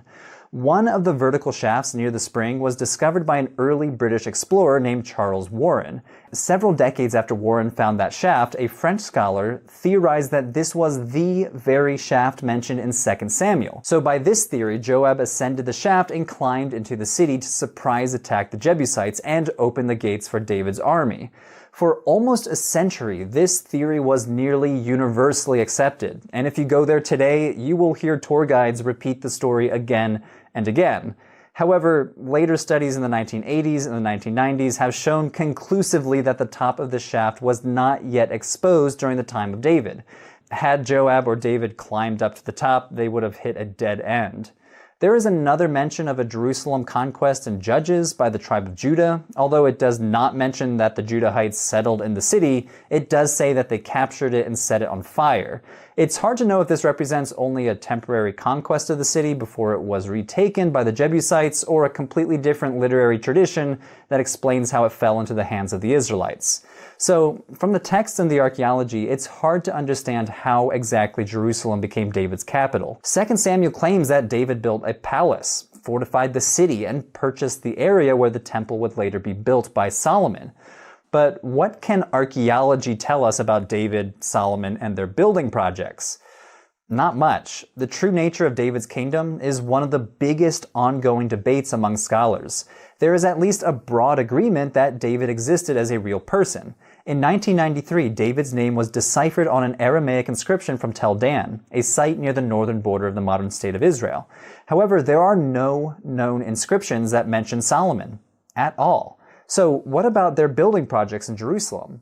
Well, the topographical setting of Jerusalem broadly fits the biblical description of each project, but few remains from the time of David and Solomon have ever been discovered. And nothing of Solomon's temple or his palace complex has come to light. And because today most of this area falls within a politically sensitive space, the Dome of the Rock Plaza called the Haram al-Sharif, it's unlikely that it will ever be excavated anytime soon. One archaeologist named Eilat Mazar has claimed to find the remains of King David's palace, just above the Gihon Spring, but very few archaeologists agree with her, because she has not been able to convincingly date the building she uncovered to David's time. But just underneath the area that she dug, there is a massive retaining wall that archaeologists call the stepped stone structure. Very creative name, I know. Because the eastern edge of this hill is so steep, ancient builders needed to construct supporting walls in order to build anything large on top. A structure this big must have supported big buildings on the crest of the hill. But archaeologists debate what it could have been. A Canaanite structure? David's palace? Another building altogether? Archaeologically, we really can't say one way or another. Ascertaining the date of the stepstone structure may help to date whatever buildings originally sat on top. But there are a few problems. First, the most recent major excavations of the retaining wall from the 1980s still have not been published. Second, scholars have very different opinions about when the structure was built, with some dating it to the end of the Late Bronze Age, which would make it Canaanite, and others to the early Iron Age and others to the Iron Age II period. Moreover, excavations in this area remain hotly contested, as the area is part of the predominantly Palestinian neighborhood of Silwan. Pushes for new excavations in the area are thus frequently politically motivated and would disrupt the lives of the people living there today. So, scholars will continue to debate how the meager archaeological evidence related to Iron Age Jerusalem correlates to the grand city of David and Solomon described in the Bible. Does the lack of archaeological evidence for early Israelite Jerusalem mean that the Bible is just wrong about the details of David and Solomon's Jerusalem? Or was much of this early evidence destroyed by later building projects? Are we even digging in the right places? Only new data and further research can help us address these questions. Thanks for watching. That was the latest episode of Patheos' new series, Excavating the History of the Bible. Click on the playlist on screen to catch up on the whole series.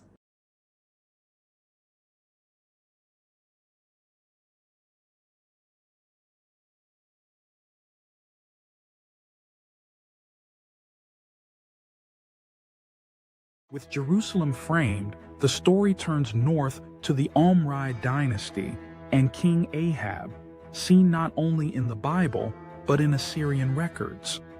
Here's something to note. Assyrian inscriptions like the Kirk monolith list Ahab among the coalition at Karkar. And another fascinating detail, the ivory house tradition points to luxury crafts tied to the OmRide court. Ready to uncover more? Here we go.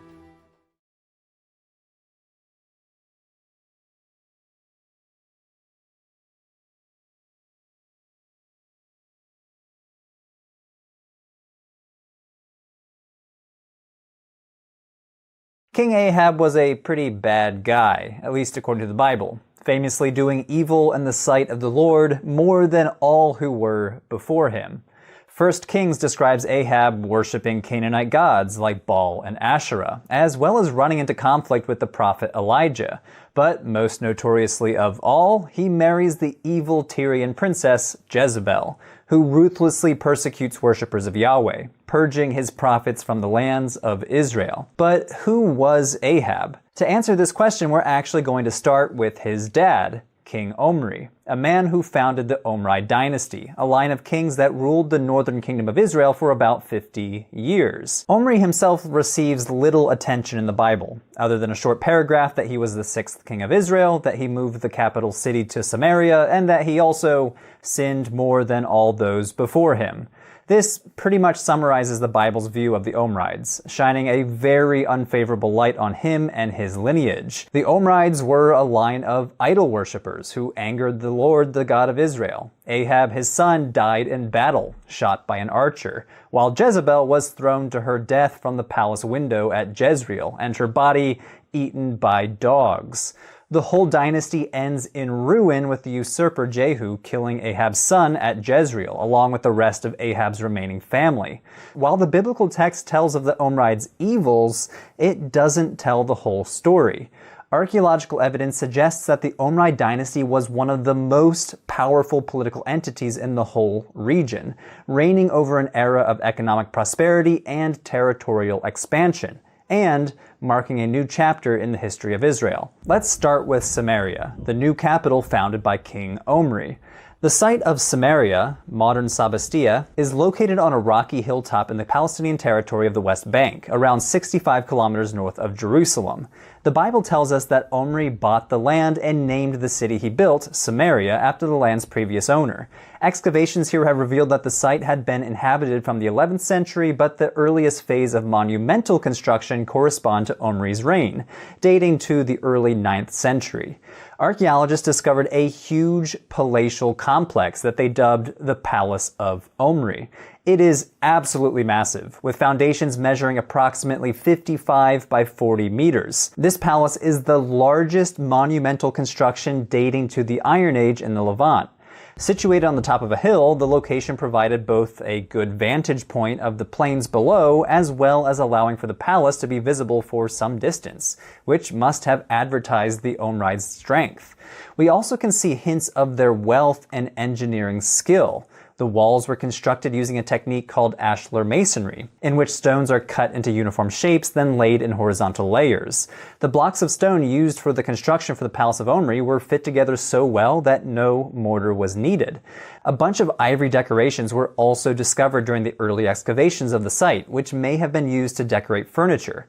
Kathleen Kenyon, one of the site's principal excavators in the early 1930s, identified these ivories as belonging to the so-called ivory house that the Bible says Ahab built. But reanalysis of both the site and Kenyon's excavation reports have called this into question. It's more likely that the ivories came from later layers, perhaps during the reign of King Jeroboam II. The founding of the Israelite capital at Samaria was a watershed moment for the Kingdom of Israel. Before, there were few settlements in the region. Those that did exist were small and scattered across the territory. But after its founding, the archaeological record reveals an expansion of villages, as well as the development of a road system connecting the highlands in Samaria with the coast. This road system connected the Samarian highlands to lucrative trade routes, which helped the economy of the northern kingdom of Israel to flourish.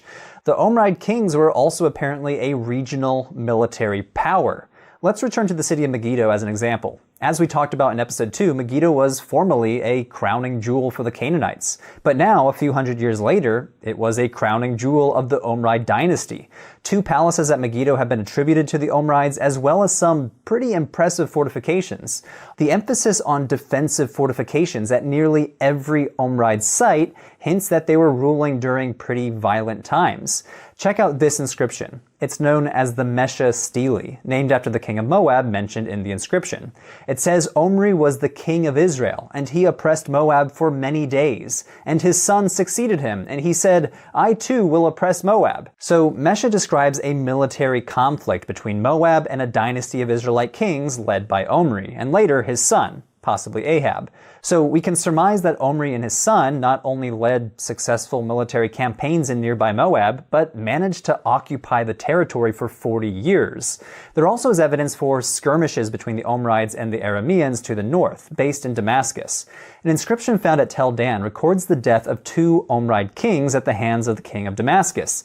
In the text, the Aramean king states that the king of Israel entered previously in my father's land. Now, we're not sure exactly which king he's talking about, but it's clear that an Israelite king did attempt to infringe upon territory under Damascus control. A quick glance back at the locations of the Omride settlements reveals that, outside of Samaria, they are predominantly located on the borders of their territory, likely serving as points of military control. The Omrides also apparently fielded an impressive chariot force. An Akkadian inscription from the reign of the Assyrian king Shalmaneser III describes a battle fought at the city of Karkar between the invading Assyrian army and an alliance of smaller kingdoms, including King Ahab. The inscription says that Ahab committed 10,000 soldiers and 2,000 chariots to the battle, one of the largest forces mentioned in the inscription. From this evidence, archaeologists surmise that the Omrides must have fielded one of the largest standing armies in the whole region. So, how were the Omride kings able to expand their territories to such a degree, field such big armies, and sponsor such large-scale monumental constructions? Several factors likely contributed to these undertakings. First, their relatively big population, and second, their economy. Let's start with their population. Archaeological surveys have revealed that Omri and Ahab's kingdom was densely populated. Estimates place the population of the northern kingdom of Israel to around 350,000 people, 3 times bigger than the southern kingdom of Judah at the time. Such a large population allowed the Omrides to conscript a large workforce without messing with their agricultural output of olive oil and wine production, which was the backbone of the northern kingdom's economy. Olive oil presses dating to the OmRide Dynasty have been found all over the place, and an extensive complex of wine presses have been excavated at Jezreel. Some argue that the kingdom of Israel was actually one of the major suppliers of olive oil to nearby Egypt and the Assyrian Empire, both of which lacked the conditions necessary for large-scale olive orchards. Another important source of revenue for the northern kingdom must have been horses. As discussed earlier, the Omrides must have fielded an impressive chariot force, which implies that horse breeding was a part of their economy as well. In the 8th century, well after Omride rule, Israel was the main supplier of Egyptian horses to the Assyrian kingdom to the north, which suggests that under the Omrides, the breeding and rearing of war horses was already underway. Some scholars have suggested that Jezreel served as a breeding and training facility for these horses, and at Megiddo, archaeologists have discovered buildings that may have been stables. Although they were originally and erroneously attributed to King Solomon, later studies found that they actually date to the reign of the Omrides. The OmRide Dynasty lasted for less than 50 years, and yet in many ways it marked a turning point for the Kingdom of Israel. During this period, Israel established itself as a major military and economic power, extended its territory into neighboring lands like Moab. The might of the Omride kings is reflected in their numerous monumental constructions located throughout their region, as well as inscriptions from their neighbors.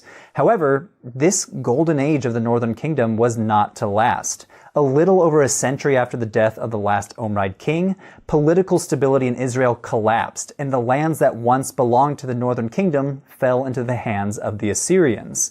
This left its neighbor to the south, the kingdom of Judah, to face off against the Assyrian Empire all by itself. Stay tuned for what happens next. King Hezekiah of Judah versus the Assyrian king Sennacherib is next.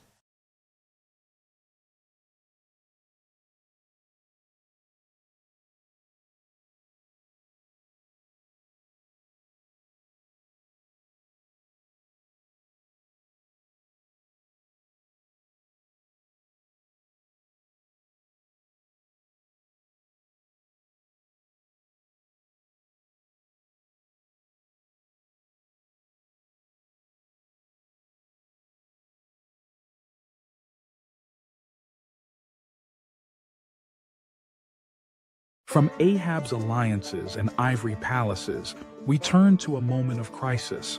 Judah bracing for Assyria's relentless advance. Walls rise, water tunnels snake beneath the city, and imperial annals record a clash that echoes through Lachish and Jerusalem. Quick fact before we continue. The Lachish reliefs in Nineveh depict Assyria's siege in vivid detail. And here's another. Hezekiah's tunnel redirected water inside Jerusalem's walls for defense. Time to dig deeper.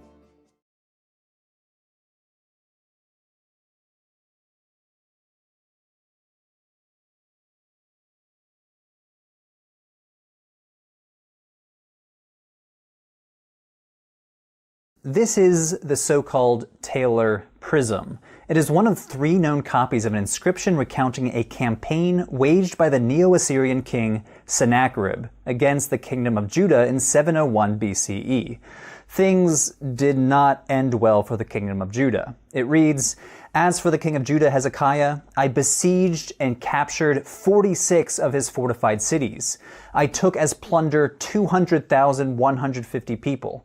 As for Hezekiah, I shut him up like a caged bird in his royal city of Jerusalem."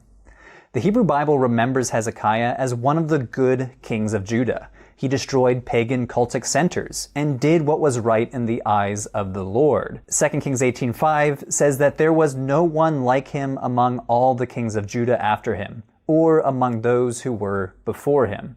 So, how did we get from Hezekiah, the unrivaled godly king of Judah, to Hezekiah, the caged bird, the defeated vassal to a regional superpower? To answer that, we need to dig into the archaeology of one of the most dramatic episodes in the history of Judah, the invasion of Sennacherib. First, some background of what scholars call the Neo-Assyrian Empire. After a period of decline, the Neo-Assyrian Empire went through a resurgence in the 8th century, when the king Tiglath-Pileser III, also called TP3, came to power. He began an internal restructuring of the empire that enabled the Assyrians to start expanding their territory once again, eventually conquering the little kingdoms in the Levant. In practice, the Assyrians appear to have instituted several types of rule. Sometimes they instituted provinces directly controlled by the Assyrian governors, but other times they allowed vassal states to be ruled by one of the locals, as long as they paid annual tribute. If the local population and local ruler were obedient, then the Assyrians were perfectly content to intervene as little as possible. But woe to you if you rebelled.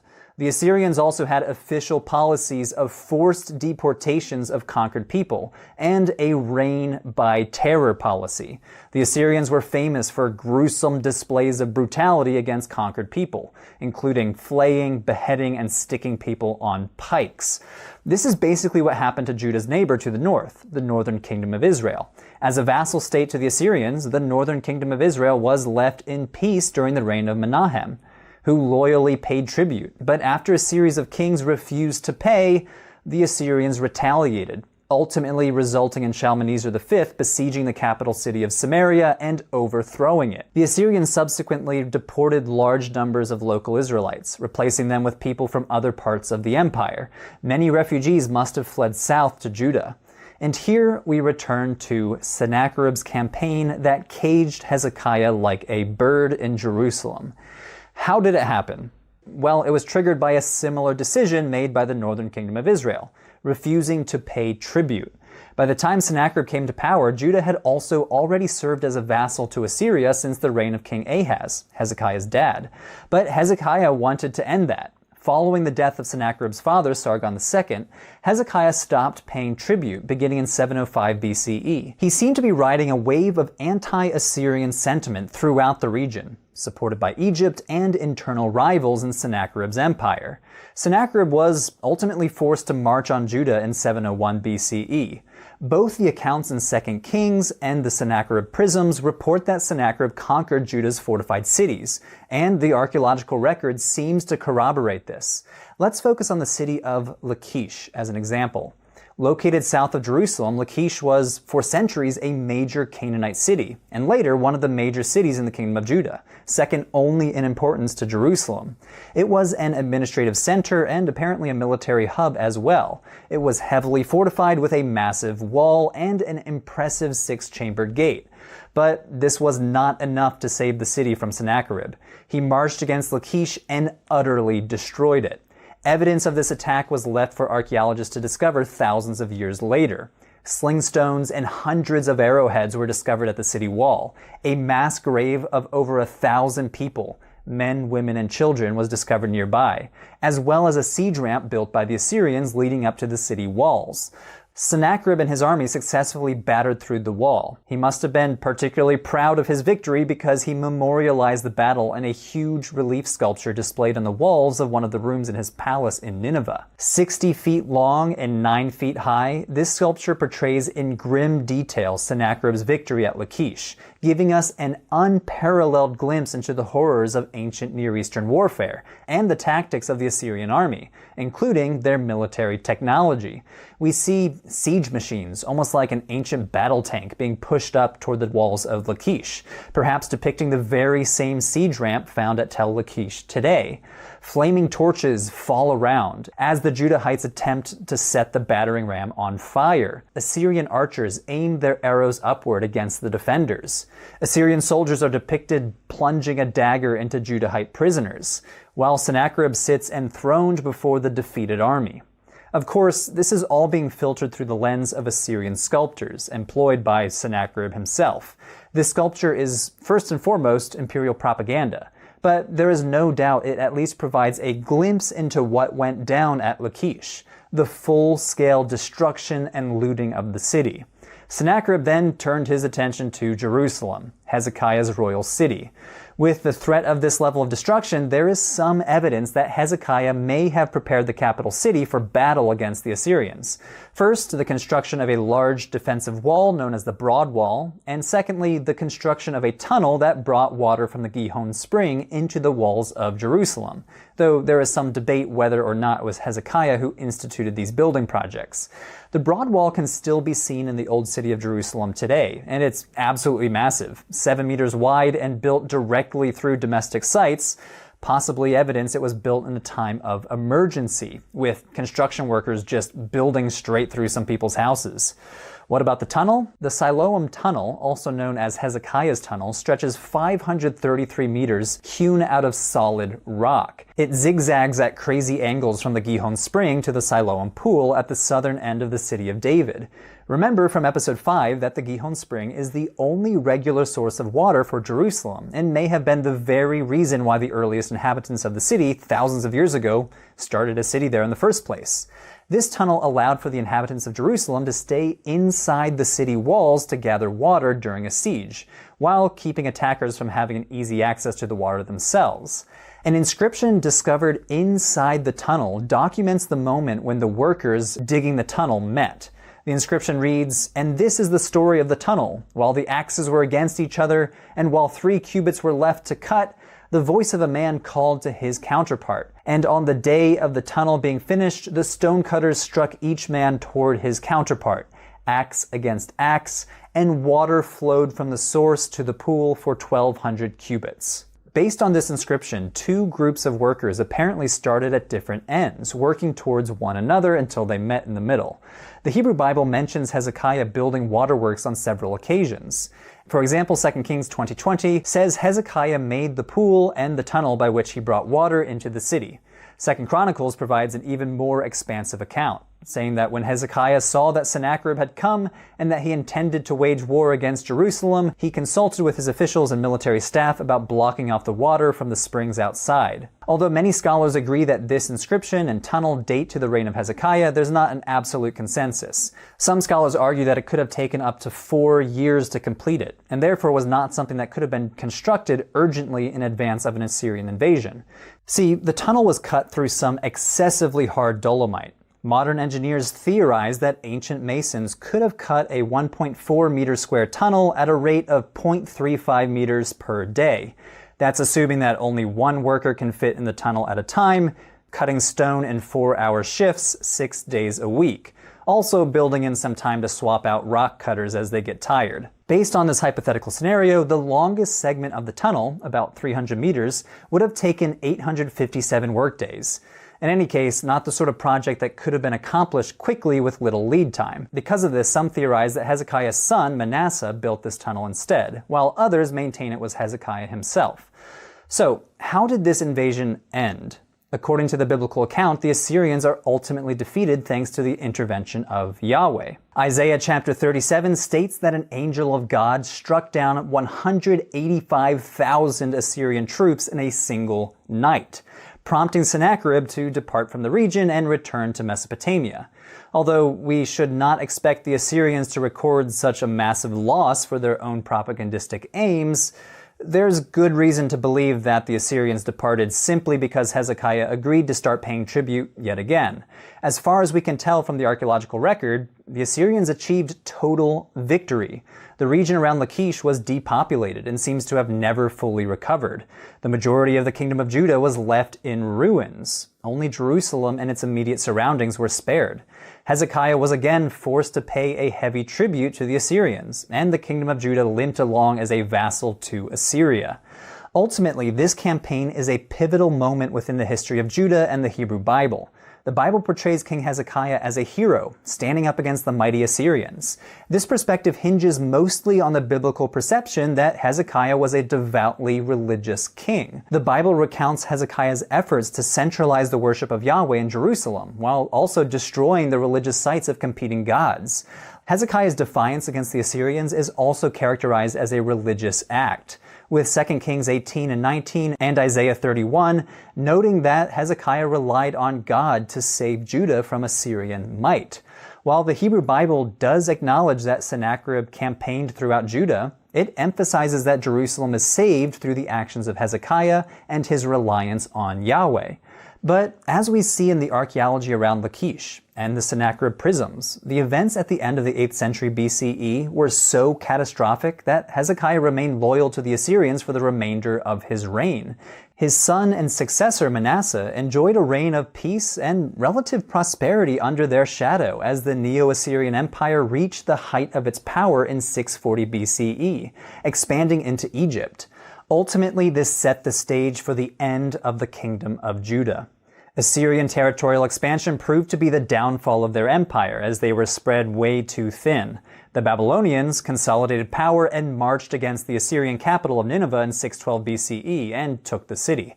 By 610, the Neo-Assyrians no longer existed, leaving the region to the control of the Babylonians, which set the stage for one of the most significant events in the Hebrew Bible: the Babylonian destruction of the temple and the exile of many of the Judahite elites. Hey everyone, that was the latest episode in Patheos' new series on the Bible and archaeology. Click on the links on screen to watch the most recent episode or to watch the whole series.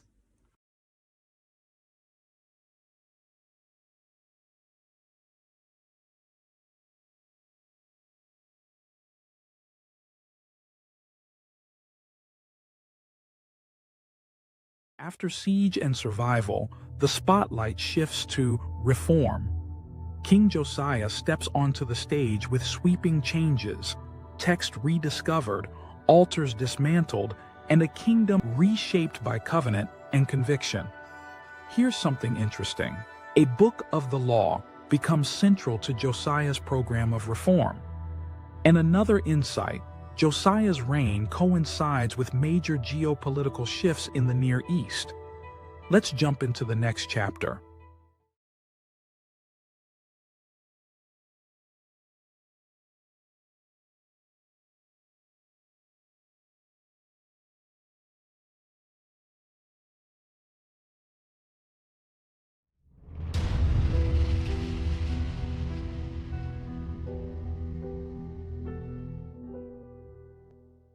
How did the ancient Israelites come to worship a single God? And why was that God worshipped in the city of Jerusalem? The life of a particular child king may hold the answer: King Josiah. The biblical authors remember Josiah as the leader of a massive religious reform that changed the course of Judah's history and led to a new dominant form of monotheistic religion centralized in Jerusalem.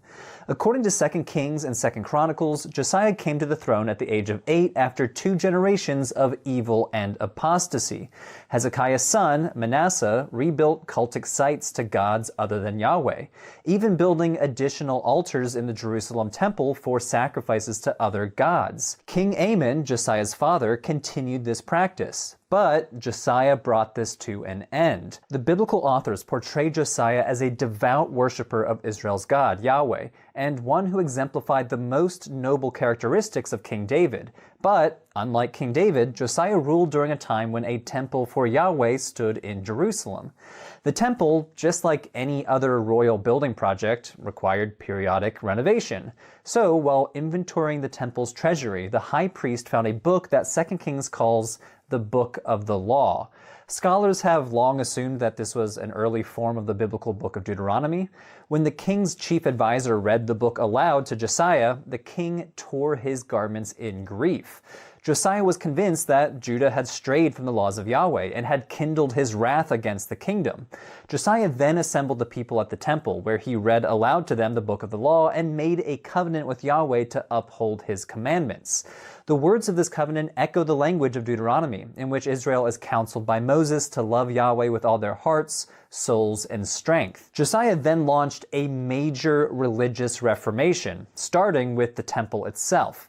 He commanded the high priest to remove all non-Yahwistic elements from the temple. Items devoted to the gods Baal and Asherah were brought out and burned, and he deposed any priest who offered sacrifices to gods and anyone else who had participated in illicit worship. Beyond the city of Jerusalem, the Bible says that Josiah destroyed cultic sites in Bethel, Samaria, and other parts of the land, while commanding that apostate priests be executed on the spot. In both accounts, the process of purging the land concludes with Josiah's return to Jerusalem.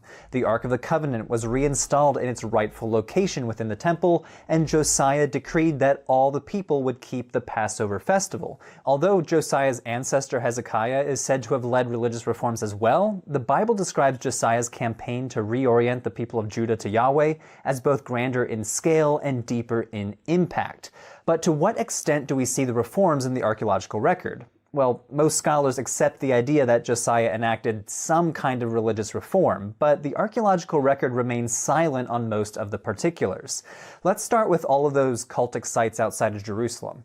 The Bible says that Josiah destroyed illicit worship sites throughout the lands of Judah and Israel, specifically mentioning Beersheba, Bethel, and Samaria as locations where Josiah dismantled altars, executed priests, and burned cultic paraphernalia.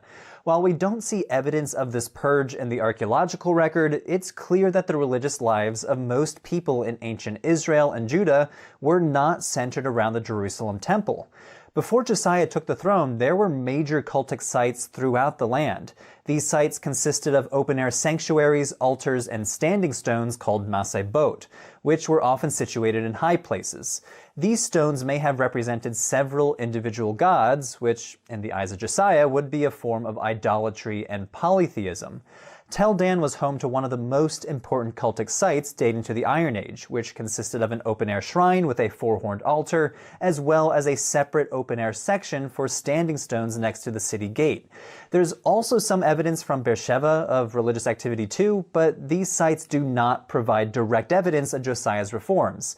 Tel Dan was not part of Josiah's kingdom, and the evidence from Beersheba does not appear to line up with the time frame when Josiah ruled. But these sites do demonstrate that Israelite religion, for much of its history, was not only decentralized, but could also include the worship of multiple gods. The people apparently worshipped Yahweh along with other gods like El, Baal, and Asherah for centuries. This complex religious history makes drawing the lines of an official Israelite religion pretty difficult. Prior to the 20th century, one of the main assumptions of biblical scholars was that the Canaanites and Israelites were distinct peoples, both ethnically and culturally. Israelite religion was therefore portrayed as unique from Canaanite religious practice. But archaeological excavations over the last century continue to produce evidence showing that such distinctions are not so clear-cut. Household worship throughout the region apparently incorporated representations of other gods and established local sites for cult practice. As mentioned in previous episodes, assemblages of human and animal figurines, such as Judean pillar figurines, have been found at Iron Age sites throughout Israel and Judah. This evidence shows us that the cultic practice of the Israelite people clearly did not match up with Josiah's ideals, which might have been part of the motivation for his sweeping reforms. The reforms Josiah and the small group of elites in Jerusalem who supported him would have thus been quite shocking to the majority of the population, because both the archaeological record and the biblical texts depict a significant amount of religious diversity in Israel and Judah. Although Deuteronomy and Kings consistently claim that Israel brought their Yahweh-only religion with them upon entering the land, the Merneptah Stele implicitly suggests that Israel's religious allegiance was not initially to Yahweh alone, nor even to Yahweh at all, but to the Canaanite god El, a reality visible in the name itself, Israel. But even Yahweh-exclusive religion should not be called monotheism. Ancient Israelite religion, based on evidence found both in the Hebrew Bible as well in the archaeological record, can better be defined as monolatrous. Monolatry means the recognition of the existence of many gods, but with the consistent worship of only one God. When we read verses like Micah 4:5, "For all the peoples walk each in the name of its God, but we will walk in the name of the Lord our God," we should take the prophet at his word. They believed that many gods exist, but Israel worships Yahweh exclusively. Strict monotheism, if it ever truly existed as the status quo, was a later development. Scholars have argued we don't see clear denial of the existence of other gods until quite late in the Hebrew Bible, maybe around the 6th century BCE in sections of the book of Isaiah. Remains from two sites located on the edge of the Judean wilderness, Arad and Ein Hatzavah, might provide limited insight into religious reforms in the Kingdom of Judah. Tel Arad is a fort located on the southern frontier of the Kingdom of Judah, on the fringe of the Negev desert. Inside the fort, archaeologists discovered a religious sanctuary, sometimes described as a shrine or a temple. It had an outer courtyard with an altar, as well as an inner Holy of Holies, where archaeologists discovered a standing stone and two limestone altars, one taller than the other. Some reconstruct that the sanctuary originally had two standing stones. Now, remember that standing stones may be a non-anthropomorphic way to represent a god, so some scholars have interpreted this as an expression of Judahite religion involving Yahweh and a consort goddess, which, referring back to the previous discussion, demonstrates the monolatrous nature of ancient Israelite religion. Residue analysis of the larger altar revealed traces of frankincense, while the smaller altar revealed traces of cannabis, which, according to the researchers of the study, may be the first known evidence of a hallucinogenic substance found in the Kingdom of Judah. So what does this site have to do with religious reforms? Well, there's some evidence that someone intentionally dismantled the Tel Arad sanctuary. The incense altars and the standing stone were discovered placed on their sides and covered with dirt and plaster. Some of the walls were dismantled, and the whole area and the altar and the courtyard were covered by 3 meters of dirt. However, it's unlikely that these activities can be attributed to King Josiah. The whole sanctuary apparently was dismantled in the 8th century, well before Josiah's reign. Some archaeologists thus suggest that this might be evidence for religious reforms under King Hezekiah instead. Further southeast at Ein Hatzavah, archaeologists have uncovered an assemblage of smashed cultic pottery vessels that appear to have been intentionally shattered. But overall, evidence to demonstrate that these items were destroyed at the command of King Josiah is lacking. What is known is that Judean royal seals changed in the 7th century, following the period of Josiah's rule. In the preceding era, these markers of royal property and official correspondence bore images and symbols associated with the types of cultic practice that Josiah sought to destroy. By the late 7th century, the majority of seals lacked such iconography, which might indicate that Josiah's reforms succeeded on some level. Josiah is remembered by the biblical authors as a king who had no parallel, either before or after his reign. Josiah's intentions for religious reforms aligned with the hopes of the biblical authors that scholars today call Deuteronomists, a group who sought to limit local religious differences and encourage a centralized form of Yahwism based in Jerusalem. With such acts of centralization, the theologies and cultic practice outside of Jerusalem were subsumed by a more dominant royal theology and religious practice. Through the cross-examination of textual and archaeological evidence, we can see that biblical texts by and large enunciate a specifically Judahite Yahwism that matured right before, during, and after the Babylonian exile. But despite going down in history as one of the greatest kings of Judah, he met an untimely death. The young Josiah inherited a kingdom during a period of Neo-Assyrian decline. A century before, the Assyrian Empire destroyed Judah's northern neighbor, Israel, and later destroyed many of Judah's fortified cities under King Hezekiah.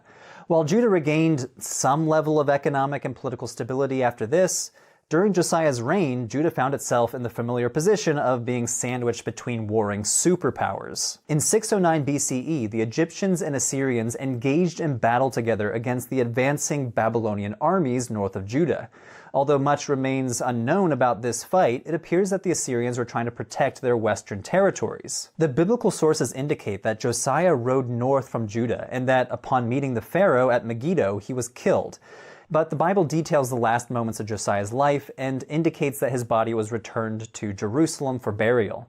Josiah's untimely demise resonates in some ways with his unexpected rise to power at such a young age, and likely contributed to the memory of this child king as a great reformer and proponent of Yahwism. But despite Josiah's reforms, less than a century after these events, Jerusalem would fall to the Babylonian armies of Nebuchadnezzar, the punishment for the people for their apostasy. Stay tuned for the next episode, The Fall of Jerusalem.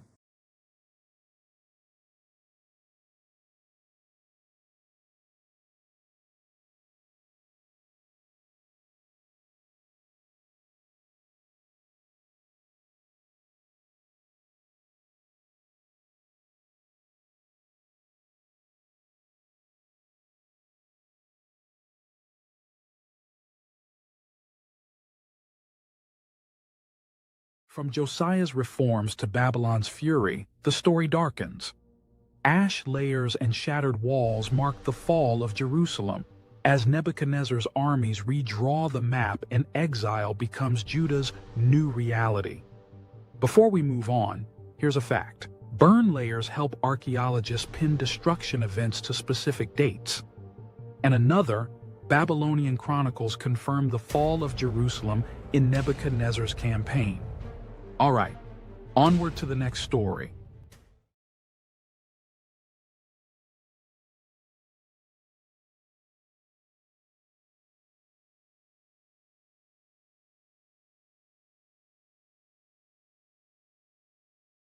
"586 BC, the year that the kingdom of Judah fell." How did we get here? During the 8th century, the kingdom of Judah had shown itself to be a good and loyal vassal to Assyria. They were doing what they were told, recognizing Assyria's superiority and paying any tribute. The northern kingdom of Israel, on the other hand, had just tried and failed to rebel against Assyria in 720 BC. 20 years later, King Hezekiah of Judah then tried his own rebellion against Assyria and failed. Sennacherib, king of Assyria, retaliated, wiping out most of the kingdom of Judah. All the major cities and some smaller ones were destroyed. Basically, only Jerusalem was left. The lesson the Assyrians wanted the Israelites to learn was, pay your imperial taxes and tributes, or else. The next few decades were relatively quiet. Hezekiah's son Manasseh took over and ruled for 55 years. While the books of 1st and 2nd Kings give him a bad reputation, claiming he committed all manner of religious sins against God, what the Bible does not mention is that he rebuilt Judah, in large part thanks to being a loyal Assyrian vassal, paying his taxes and tributes. Same with his son Amon and his grandson Josiah. However, problems at home caused the Assyrians to withdraw and focus on a new threat: Babylon. The Neo-Babylonian Empire toppled Assyria and became the new superpower on the block. But the kingdom of Judah did not learn their lessons from the 8th century. Like Hezekiah before him, Zedekiah, the current king of Judah, failed to pay tribute to the new superpower, prompting the Babylonians to invade Judah in 586. But this time the kingdom did not survive. The Babylonians destroyed Jerusalem and the temple of Yahweh. They killed Zedekiah's sons, took Zedekiah off into exile, and deported a huge chunk of the population. This was the end of the kingdom of Judah. 2 Kings 25 describes in grim detail how the Babylonian captain of the guard destroyed the city. "And he burned the house of the Lord, and the king's house, and all the houses of Jerusalem. Every great house he burned down." So what archaeological evidence is there for this attack? Well, as 2 Kings 25 suggests, the main evidence in Jerusalem are houses, specifically houses of the wealthy elite of Jerusalem. During excavations in the city of David, 3 Iron Age structures were uncovered: the house of Ahiel, the house of the Bulai, and the burnt room. All the buildings were covered by the collapsed debris of the upper stories, and all had fallen charred beams, suggesting that they burned in a city-wide fire. Archaeologists also found arrowheads throughout the city dating to the Babylonian attack. Not only do we see this evidence for the dire situation in 586 BC, but we also found loads of everyday household items too, such as figurines, jewelry, and pottery vessels. The first structure is the house of Ahiel. Inscribed pottery was found inside the house with the name Ahiel, leading to this name for the house. Ahiel's house is one of the best preserved Iron Age structures. It even has an external stone staircase leading up to a second story that no longer exists. One of the most significant parts of this excavation was the toilet. Yes, you're now looking at an ancient toilet which was discovered still situated over a deep cesspit beneath it, filled with ancient human feces. The stone toilet and cesspit show a level of sophistication in the hygiene practices within the city, but the remains in the cesspit may also shed light on the diet of the ancient Judahites and point to the difficulties during the siege. Analysis of the fecal remains revealed organic matter, including human parasite eggs, fish bones, and most interestingly, barely edible plants that suggest people were subsisting on weeds foraged from around the city. The pollen grains identified come from 4 plant families: mustard, carrot, mint, and daisy. These likely originated from uncultivated salad greens and spices, but what is notably lacking are cultivated plants typically found in diets like wheat and barley. This might indicate how desperate the situation was for them during the Babylonian attack. They were barely surviving and forced to eat whatever they could find around the city. The second site is the so-called burnt room. It also bears the hallmarks of destruction. Archaeologists discovered a layer full of charred remains, including carved wooden furniture and a small ivory statue of a woman in an Egyptian-style wig. The craftsmanship is very high quality and suggests that the members of this household were rich enough to afford luxury items like furniture and ivory statues. Next is the House of the Bulli. Only a small part of the House of the Bulli was uncovered underneath a thick layer of burnt debris. However, archaeologists found within the remains iron arrowheads as well as pottery vessels, stone weights, and most notably, a collection of more than 50 fingernail-sized clay ceilings called bulli. Bulli are small clay discs that were impressed with a stamp to mark an official document. These were used as proof of a document's authenticity in a bureaucratic system. In this case, the bulli were preserved when the house burned down, burning up the documents but leaving the stamps behind for archaeologists to find thousands of years later. One in particular mentions a guy named Gamaliel, son of Shaphan, a high official at the court of King Jehoiakim of Judah, who reigned during the first attack on Judah from Babylon. So from the evidence in the House of Ahiel, the House of the Bulli, and the Burnt Room, we get a picture of the wholesale destruction of Jerusalem, and the devastation even of the upper-class houses. But what happened next? According to the Bible, the Babylonians killed Zedekiah's descendants and took the king and more of the elites into exile as hostages. They left other non-elite people behind in Judah to fend for themselves. So part of the population was stuck in the ruined Judah, and the other part was taken back to Babylon, where they were mostly forced to settle all over the empire with other refugees. Those who were forced into exile lost everything: their homeland, family members, and were taken to a land they had never been to and did not speak the language. This event, called the Babylonian exile or Babylonian captivity, had a significant impact on Judahite identity.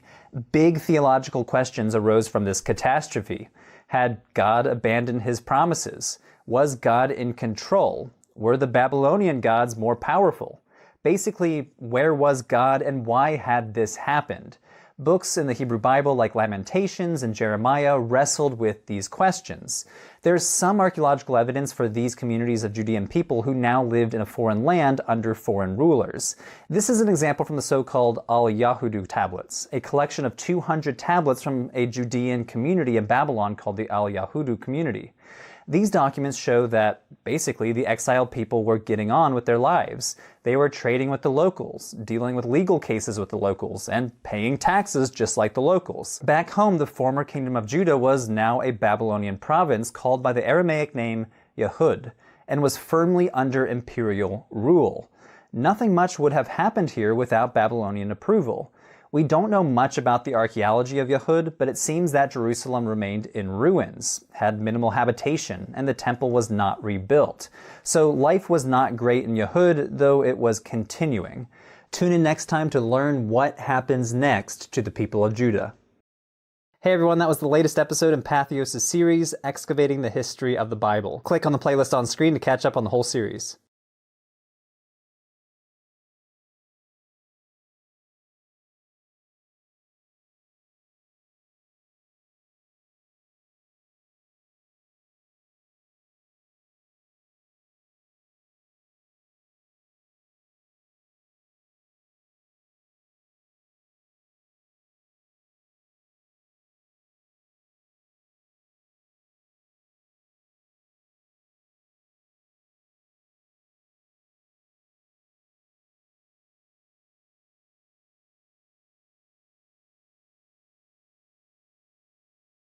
Intermission.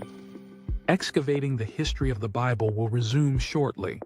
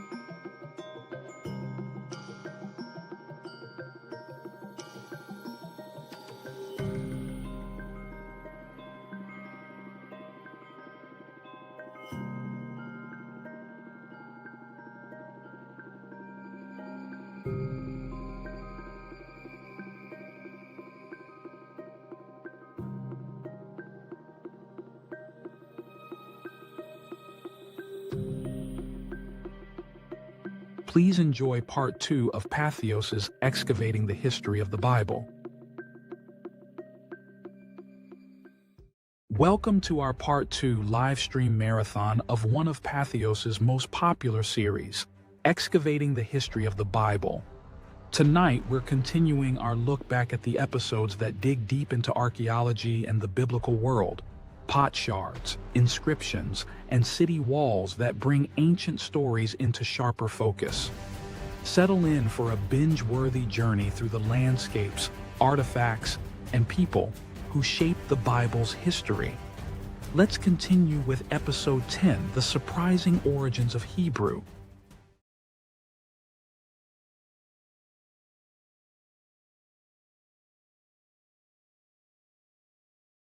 This is the latest episode in my series, Excavating the History of the Bible, brought to you by Patheos.com. Click on the playlist below to watch all previous episodes. The Hebrew Bible is written mostly in Hebrew, no surprises there. But where did the Hebrew language come from? The earliest evidence we have for ancient Israelite language actually comes not from the Hebrew Bible, but from the archaeological record. What you're looking at is an inscription on a broken piece of pottery discovered in a storage pit in the ancient Israelite town of Isbet-Sarta. It might date as early as the 12th century BCE. Here at the bottom of the inscription is a Proto-Canaanite alphabet. Although technically written in a Canaanite language, scholars notice that we might be looking at a missing link between Canaanite and later Hebrew. The Isbet-Sarta inscription demonstrates the first known example of the letter order that we see in the Hebrew alphabet, and later the Greek alphabet. Scholars call inscriptions like this abecedaries. Abecedaries are objects on which a scribe simply wrote down the entire alphabet, probably early in their schooling career, just like how we learn the alphabet today. The Isbet-Sarta abecedary is particularly messy too, which leads some scholars to believe that it was a practice tablet used by students learning how to write. This one object raises several topics that we'll explore in this episode. First of all, this tells us that by the late Bronze Age and the early Iron Age, an alphabet within the Canaanite language family was being used and taught in scribal schools. Secondly, we see evidence of an alphabetic system used in an early ancestor of Hebrew that differed from other systems of writing used elsewhere in the ancient Near East, like cuneiform and hieroglyphics. Unlike cuneiform, which was a system of signs that stood for syllables and entire words, this was an alphabet using individual letters, a new linguistic invention that changed the way that people wrote and spelled, with each symbol representing a sound, just like how we write and spell today using the Latin alphabet. Let's start with a basic overview. Hebrew belongs to a broader family of languages known as the Semitic language family. Today that includes modern Hebrew, Arabic, and the Ethiopian language Ge'ez. But the earliest Semitic language that we know is called Akkadian, and was spoken and written by the people of Mesopotamia, such as the Neo-Assyrians and the Neo-Babylonians, both who had a huge historical impact on ancient Israel. Akkadian is part of a branch of Semitic languages called East Semitic, and was written in cuneiform, which you can see here on screen. It's a wedge-shaped form of writing which was inherited from the Sumerians. Hebrew, on the other hand, belongs to the Northwest Semitic branch. The earliest language we have from this branch is called Ugaritic, and was spoken and written by the inhabitants of Ugarit on the coast of late Bronze Age Syria. Other Northwest Semitic languages included Aramaic, Phoenician, Moabite, and a bunch of lesser-known Canaanite languages that may have been mutually intelligible. You can probably tell by all of this that this region, the Levant, was a melting pot of closely related languages. People in this region were speaking a bunch of Northwest Semitic languages, as well as languages like Akkadian and Egyptian. At the very least, scribes knew multiple languages, including the lingua franca of the late Bronze Age, Akkadian, and the lingua franca of the Iron Age, Aramaic. We surmise this based on archaeological evidence, such as the Amarna letters. As we discussed in episodes 2 and 3 of the series, the Amarna letters are a cache of tablets mostly consisting of diplomatic correspondences between Canaanite kings and the Egyptian pharaoh. And most of these letters were written in Akkadian, not Canaanite. Much of our evidence regarding languages in the ancient Near East are texts which were produced by professional scribes. These scribes would have been trained in scribal schools and served important roles within society based on their education. The tradition of professional scribes and scribal schools dates back to the Sumerians in ancient Mesopotamia and the early periods of Egypt, where scribes performed an important role in documenting economic transactions, recording political issues, writing letters, and composing literature. If the Isbet-Sarta Abecedary is indeed a practice tablet, we're seeing evidence of some sort of schooling in early Israelite villages using a Proto-Canaanite dialect. Dating to around the 12th century, the Isbet-Sarta inscription is also one of our earliest pieces of evidence for early stage Hebrew, but most of our written evidence is later, dating to the Iron Age from around 1000 to 587 BC. The majority of this evidence appears on broken pottery with writing on them.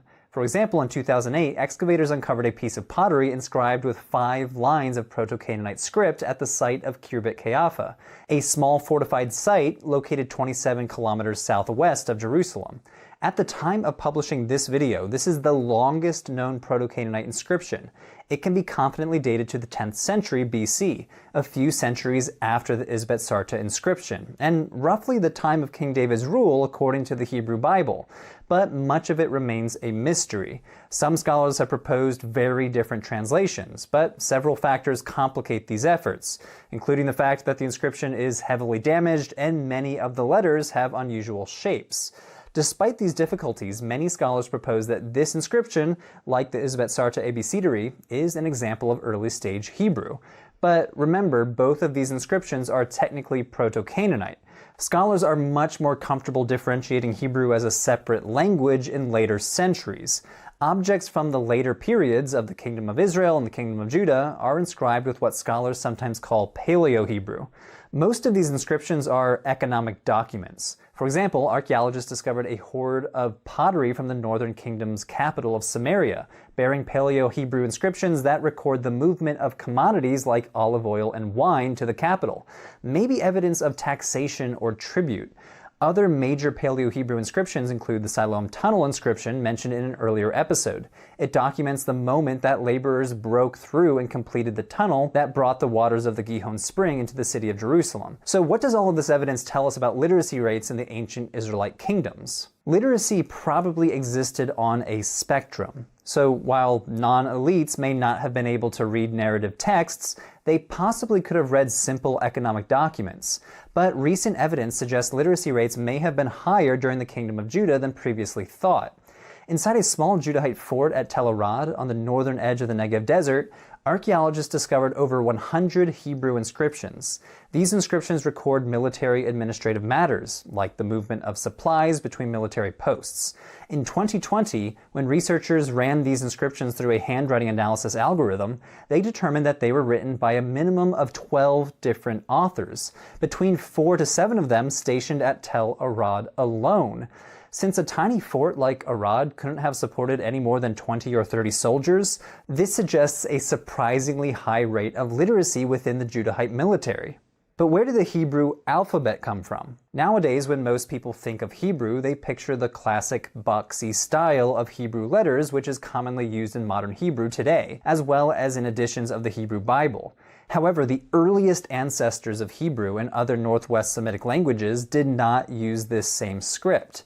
This earliest alphabet is known as the Proto-Sinaitic alphabet because it was discovered on the Sinai Peninsula at an ancient Egyptian mining camp called Serebit el-Kadim. There, archaeologists discovered inscriptions by Canaanite laborers working in the mines dating to the Middle Bronze Age, somewhere between the 18th and 17th centuries BC. The script appears to be an intermediary stage between hieroglyphics and alphabets that we know today, with each symbol representing a sound, but using pictures instead. So let's take a look. As we can see in Proto-Sinaitic, each letter is pictographic. A picture of an object is used to represent the sound at the beginning of the corresponding word. So, for example, the initial letter in the alphabet, Aleph, was written as an ox head. This is based on the word for ox in West Semitic languages, which begins with that letter, so it may just represent the first sound in the word. Most, if not all, letters in the Hebrew alphabet began in this way. Ugaritic is also related to Proto-Sinaitic. Scholars note that scribes in Ugarit apparently adapted the pictographic alphabet into alphabetic cuneiform. Ugaritic uses 30 cuneiform signs to represent consonants rather than words or syllables. This system vastly simplifies literacy, requiring a literate person to only memorize a couple dozen signs, each with one phonetic meaning, instead of memorizing hundreds of signs that could have had a wide range of meanings. Over time, the writing of these letters became more fluid, almost like modern-day cursive, where they only slightly resembled their original forms or looked nothing like them at all. This alphabet is not only the ancestor of the Hebrew alphabet, but also the Latin alphabet used in languages like English today. Going back to the example for the word aleph, the later stylized version looks much like a V with a line through it, representing the ox's horns. Over time, the letters of the alphabet rotated 180 degrees. Looking at our modern capital A, if you picture it flipped upside down, you can picture a rough sketch of an animal's head with horns. The Proto-Sinaitic script then can be considered not only a common ancestor of Hebrew, but also of other Semitic languages such as Arabic, as well as the common ancestor of Phoenician, Greek, Latin, and modern Western languages which use these alphabets today. So, whenever you write or type using this alphabet, remember to thank the peoples of the ancient Near East.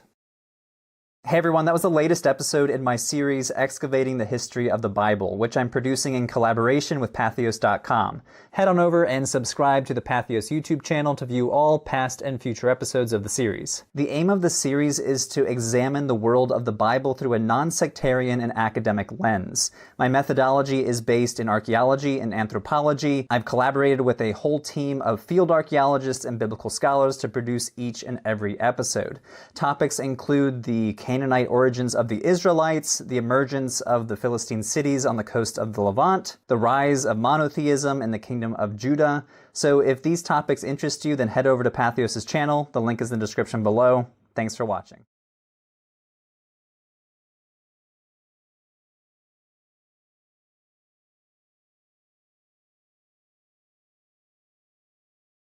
From letters on shards to stones stacked high, Herod enters with ambition carved in limestone.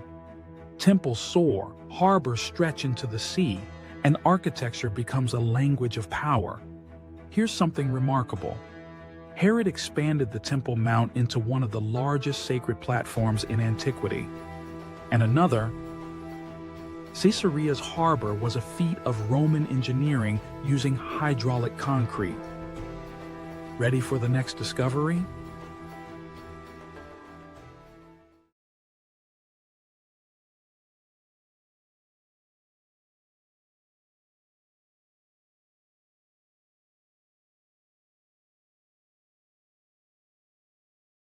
Here's some footage of the fortress Masada, which overlooks the Dead Sea and the Judean desert, and some footage from the city of Caesarea on the Mediterranean coast, and Herodium, and the Western Wall.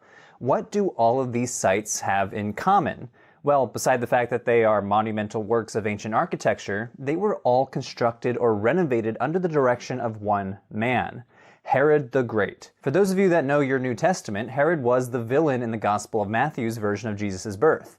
The Magi follow a star to Judea and consult King Herod, asking where the King of the Jews has been born, referring to Jesus, not Herod. Herod sees this as a threat to his rule, so according to the biblical account, he orders every male child in Bethlehem under the age of 2 to be killed.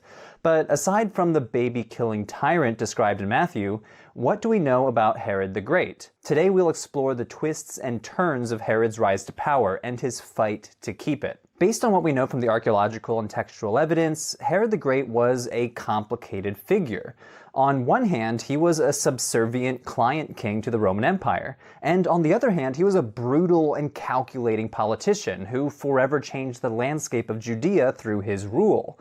First of all, even though Herod eventually became king of Judea, Herod was actually not a Judean. He hailed from the land of Idumea, the descendants of the Edomites, one of Israel's ancient neighbors to the southeast, who had been forcibly converted to Judaism by the Hasmoneans, a dynasty that ruled the region following the Maccabean revolt a century before. The Judeans, under the rule of the Hasmonean dynasty, conquered this region in 73 BC, a few decades before Herod was born. So even though Herod was born an Idumean, he was raised in a family that had adopted Jewish customs and eventually rose to a position of power under the Hasmoneans.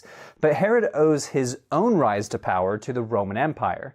In 63 BC, when Herod would have only been about 10 years old, the Romans toppled the Hasmonean dynasty, which cleared the stage for his rise. Herod's father was already a high-ranking official and allied himself with the Romans. Because of these connections, Herod was appointed the governor of Galilee in 47 BC, when he was only in his 20s. So how did he make the jump from governor to king? Well, this is where we see his political savvy come into play. He rose to king of Judea by exploiting the geopolitics between two superpowers, Parthia and Rome. At the time, the Parthians were the most pressing enemy of the Romans. They were the successors of the Persian Empire and had moved westward in the period following the disintegration of Alexander the Great's empire. In 40 BC, the Parthians overtook Jerusalem, attempting to reinstate the Hasmonean dynasty. They installed their own Hasmonean king of Judea, thinking that the populace would more easily accept a Hasmonean king. But Herod had connections too, specifically family connections with the Roman politician Mark Antony. With his help, Herod convinced the Roman Senate to name him king of the Jews, and he returned to Judea with the backing of the Roman army to oust the Parthians. Victory was not easy, but Jerusalem eventually fell to the Romans in 37 BC, and Herod began his work as a client king. So even though he was stuck in the middle between Parthia and Rome, he came out of the war with a kingship. Not bad. But this calculating political skill continued throughout his career and would make any character in Game of Thrones proud. You're a sharp little thing, aren't you? Later, when Mark Antony lost in a civil war to Caesar Augustus, Herod did not beg Augustus to forgive him for his alliance. Herod boldly stood before Augustus and said, "Hey, I'm so loyal I would have fought against you with Antony, even though I knew Antony was going to lose. You'll want this level of loyalty on your side." Next, Herod needed to solidify his rule over the Jewish people. Even though the Hasmoneans had been dethroned, Herod knew that his legitimacy as king was shaky as an Idumean, and as a client to Rome.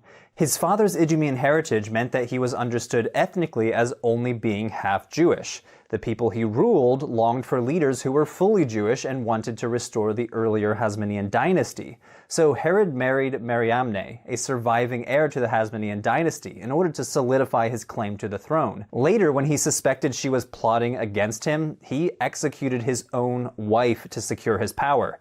He also executed his own sons that he had with her. Like I said, he was a pretty brutal guy. Is it any wonder that the Roman Emperor Augustus is reported to have said, "It is better to be Herod's pig than his son"? Herod might have kept a kosher table, but he did not hesitate to take out one of his own kids or his own wife if he perceived them as a threat to his power. Despite all of this brutality, though, Herod was a capable leader. Josephus tells us that he was a skilled general, consistently winning the battles he engaged in, and he was even an expert warrior himself, super skilled with both the bow and the javelin. During a period of famine and disease around 30 BC, he managed to create various programs to dole out food to the sick and old. He boosted local currency by melting his own gold, and he leveraged his political connections in Egypt to send aid to Judea. His success and influence as a ruler can be seen through his ambitious building projects too. Herod made at least 3 trips to Rome during his lifetime. The architectural renaissance of the city during the time of Augustus appears to have made a lasting impact on Herod. When Herod received additional land from Octavian after the Battle of Actium, Herod responded by commissioning a number of monumental building projects with the aim of demonstrating his loyalty to Rome and so as to secure his own power over Judea. He oversaw the construction of an impressive artificial harbor at Caesarea, built directly into open water. He also built a palace fortress at Masada, constructing fancy buildings on different terraces cut into the rock face. And most famously, he expanded the Temple Mount in Jerusalem. But we'll return to this project in a later episode. While the temple renovations secured Jewish support for Herod's rule, it was the construction of new Roman-style cities that bolstered his connections to Rome and demonstrated his loyalty to the emperor. Herod had constructed a number of inland cities, palaces, and fortresses, all of which demonstrated his affinity for Roman architecture. Nevertheless, he desired the kind of cosmopolitan coastal port city that would connect him quickly to Roman lines of communication and demonstrate his abilities to build a truly Roman city. Caesarea Maritima, or Caesarea by the Sea, would become one of Herod's most magnificent accomplishments. Perhaps because of his Idumean heritage, or perhaps because he feared he would one day need to escape to the wilderness, Herod also constructed a number of desert palaces and fortresses. Among them, his cliff-top stronghold of Masada is the most memorable. Herod expanded the Hasmonean complex at Masada with walls, watchtowers, storage facilities, and large cisterns. The fortress included a big bath complex and 2 palaces. One is a striking cliffside palace that looked to the north, and the other on the western side of the mountaintop. Despite his significant investments, Herod would never need the site as a place of refuge after his initial clash with the Parthians. Almost a century after his death, Masada would become renowned as the place of a last stand by Jewish rebels against the Roman army. But the building project that Herod loved the most was the palace fortress known as Herodium. The partially man-made mound just south of Jerusalem juts up from the landscape, kind of like a volcano rising up from the ground. Built between 24 and 15 BC to commemorate the success over the Parthians, the site would become Herod's preferred administrative center in inland Judea. The mound, which was capped by a formidable 30-foot wall, served as both palace and fortress, while protecting 3 cisterns in the heart of the hill. The palace on its summit was visible from Jerusalem, where Herod's subjects could be reminded that their king was never too far away. Josephus suggests that Herod built these public works to raise his own reputation and memorialize himself forever. And it kind of worked. Over 2,000 years later, he's remembered as a larger-than-life figure. However, accounts of Herod's death indicate that his final days were actually filled with significant suffering. Josephus describes the various aspects of Herod's sickly condition, noting that Herod even attempted suicide by stabbing himself in order to speed up his own death. Herod died in Jericho in 4 BC. Tradition holds that Herod wanted his body buried at Herodium. Remains of a tomb-like structure have been found there, and even a piece of a large sarcophagus. But the actual remains of Herod, if they were ever there in the first place, are long since gone. Hey everyone, that was the latest episode in Patheos' series, Excavating the History of the Bible. You can catch up on all previous episodes by clicking the playlist here on screen.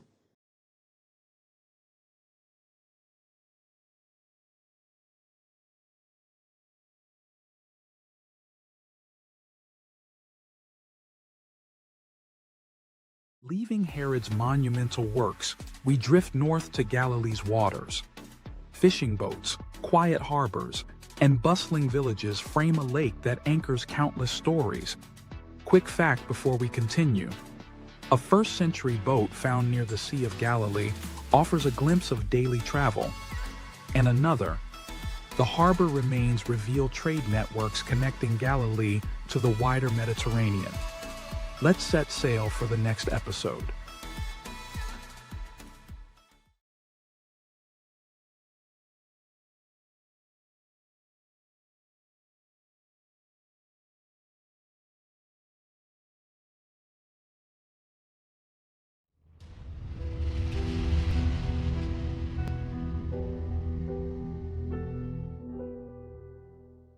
The BBC recently reported that the house of Jesus might have been found in Nazareth. Excavations in the Galilee region, beneath a church supposedly built on top of his childhood home, revealed remains of a house dating to the 1st century.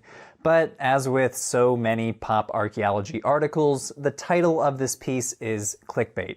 Strong case house and crypt was home to Jesus, says archaeologist. A better title might be, archaeologists find proof of a standard domestic building with contents dating roughly to the 1st century CE.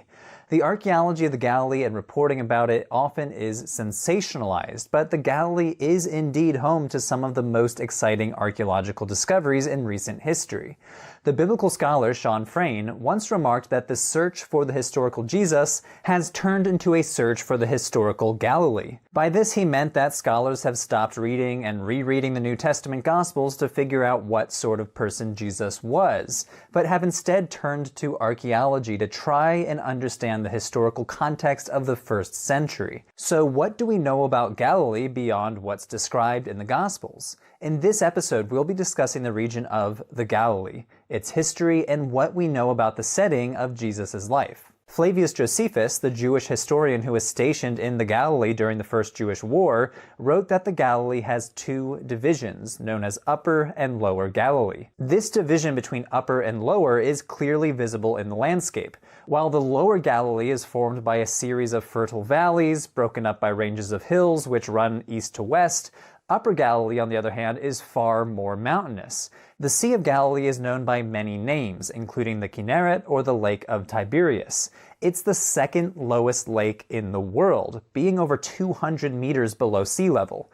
It is fed in the north by the Jordan River, which continues its course at the southern tip of the sea. Here it runs south, down the Jordan Valley, and eventually into the world's lowest lake, the Dead Sea. In antiquity, the level of the Sea of Galilee was slightly higher than it is today because it's been used as a source of fresh water in recent times. Check out this photo. The red line shows roughly where the water's edge came in the 1st century. We know this from the remains of ancient docks around the lake. Here you can see where the edge of Magdala's harbor once lay, kind of far from the water's edge. The lake now measures 13 miles long and about 8 miles wide at its widest point. Another lake, or more of a marsh really, called Hula, once lay further north. This lake was drained during the 1950s as it was a source of mosquitoes that caused malaria. In antiquity, and up until quite recently, this would have been a common cause of death for people living in this area. During the Iron Age, Galilee was part of the territory of the northern kingdom of Israel. But in the 8th century, it was largely devastated by Assyria. Archaeologists believe that from this point, the Galilee was only lightly populated until the region was conquered by the Hasmonean dynasty, around 100 BC. Following this, the Hasmoneans established or rebuilt many settlements in the Galilee, notably towns like Magdala, Sepphoris, and Gamla. Sole Hasmonean rule over this region was short-lived. Later, in 63 BC, the Roman general Pompey the Great marched his legions through the Galilee. This was the first time where Roman power had been directly encountered in the area. Following this, Galilee became, for a short time, a self-determining region, with a local council based in Sepphoris. Herod the Great even saw the beginning of his political career in military exploits around Galilee, fighting against the remnants of the Hasmonean dynasty. After his ascension to the throne, he largely ignored the Galilee itself, instead building many cities and temples around the region. This situation lasted until his death in 4 BC, at which point his son was appointed by the Roman emperor as tetrarch over the Galilee. The archaeologist Andrea Berlin has described the material culture of Galilean towns as examples of household Judaism. This refers to the practice of people living in Judea, the Lower Galilee, and the southern Golan Heights, adopting identical material culture and practices that enabled people throughout a relatively large region to live in similar fashion and to project a shared cultural and ethnic identity. No longer did Judean simply mean someone living in Judea. It meant sharing an affiliation that we would call Judaism. So what are some examples of this household Judaism? Galilee and the Galileans were clearly interested in Jerusalem and its temple. All over the Galilee, archaeologists have discovered oil lamps crafted in and around Jerusalem. They may have been brought back like souvenirs by those who had visited the city. These lamps are often called Herodian oil lamps because they first appear around the end of Herod's reign. Another example of household Judaism is an impressive carved stone found inside the synagogue in the town of Magdala. This stone is thought to have been a representation of the Jerusalem temple, complete with architectural features and symbolic elements which are associated with items inside the temple, such as the menorah. Now, it's kind of surprising to hear that there are few clear remains of synagogues dating to the 1st century in the Galilee region, but the Magdala synagogue is an impressive exception. It was excavated relatively recently too, only in 2009. This building was richly decorated with frescoes and mosaics, and it probably could have held about 100 people, maybe 150 if they squeezed in, which is interesting because the town itself maybe had around 10,000 people, which means that only a small percentage of the population would have been able to sit in on the synagogue meetings. Many artifacts found in the Galilee relate to ancient Jewish ideas about ritual purity as well. These include ritual immersion pools called mikveh, designed to remove ritual impurity. Archaeologists have also discovered stone vessels which, according to later rabbinic Judaism, were immune from becoming impure. An early reference to this kind of idea might be found in the Gospel of John. It mentions, "Now standing there were 6 stone water jars for the Jewish rites of purification, each holding 20 or 30 gallons. Curiously, the Gospels do not spend a lot of time discussing what would have been the major towns in the Galilee, like Sepphoris or Tiberias. Rather, most of the places where Jesus is said to have visited tend to be smaller towns and villages. One well-known place is called Capernaum, or the village of Nahum. This town sits along the northern shore of the Sea of Galilee, and during the 1st century it was a fishing village, home to perhaps 1,000 people at most. Many objects associated with ancient fishing have been found in excavations, such as fish hooks, stone anchor weights, and line weights. Archaeologists have noted that a particular 1st century house was developed into a church in later centuries, possibly because it was associated with Simon Peter's house, though this is impossible to confirm. There's also a big limestone synagogue in Capernaum, but it dates to around the 4th or 5th centuries. There are some thick basalt walls and pavements underneath the limestone synagogue that some people think belong to an earlier 1st century synagogue, but again, we're not sure. The relatively rural nature of ancient Galilee meant that the economy in the 1st century was largely agricultural, supplemented with fishing. Magdala itself was probably a fishing village, as well as Capernaum. And hammering this home is a striking find from the sea itself. A boat recovered from the northwestern edge that likely dates to the 1st century. The vessel is over 8 meters long, and subsequent analysis revealed that no less than 12 different types of wood were used to build or repair it. Recent excavation projects have uncovered some unexpected discoveries, like the Magdala Synagogue stone, that show us just how rich some places were and the connections which were fostered between Galilee and Jerusalem. Galilee was a diverse place and experienced lots of changes between the 2nd century BCE and the 2nd century CE. It not only was the setting of Jesus' ministry in the Gospels, but also the center of early rabbinic Judaism, where textual traditions like the Mishnah and Tosefta were written down, and a vibrant culture of synagogue construction occurred, where artistic decoration flourished. Now, of course, there are still a lot of things we don't know about the ancient Galilee, but we are beginning to get a sense of what the region was like during the 1st century. Hey everyone, thanks for watching. That was the latest episode in Patheos' series, Excavating the History of the Bible. Click on the playlist on screen to catch up on all previous episodes.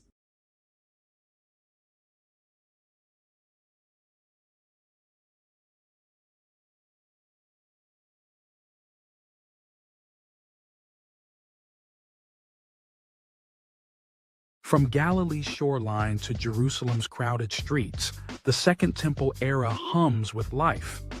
Pilgrims ascend, markets buzz, and ritual baths line the roads to sacred space.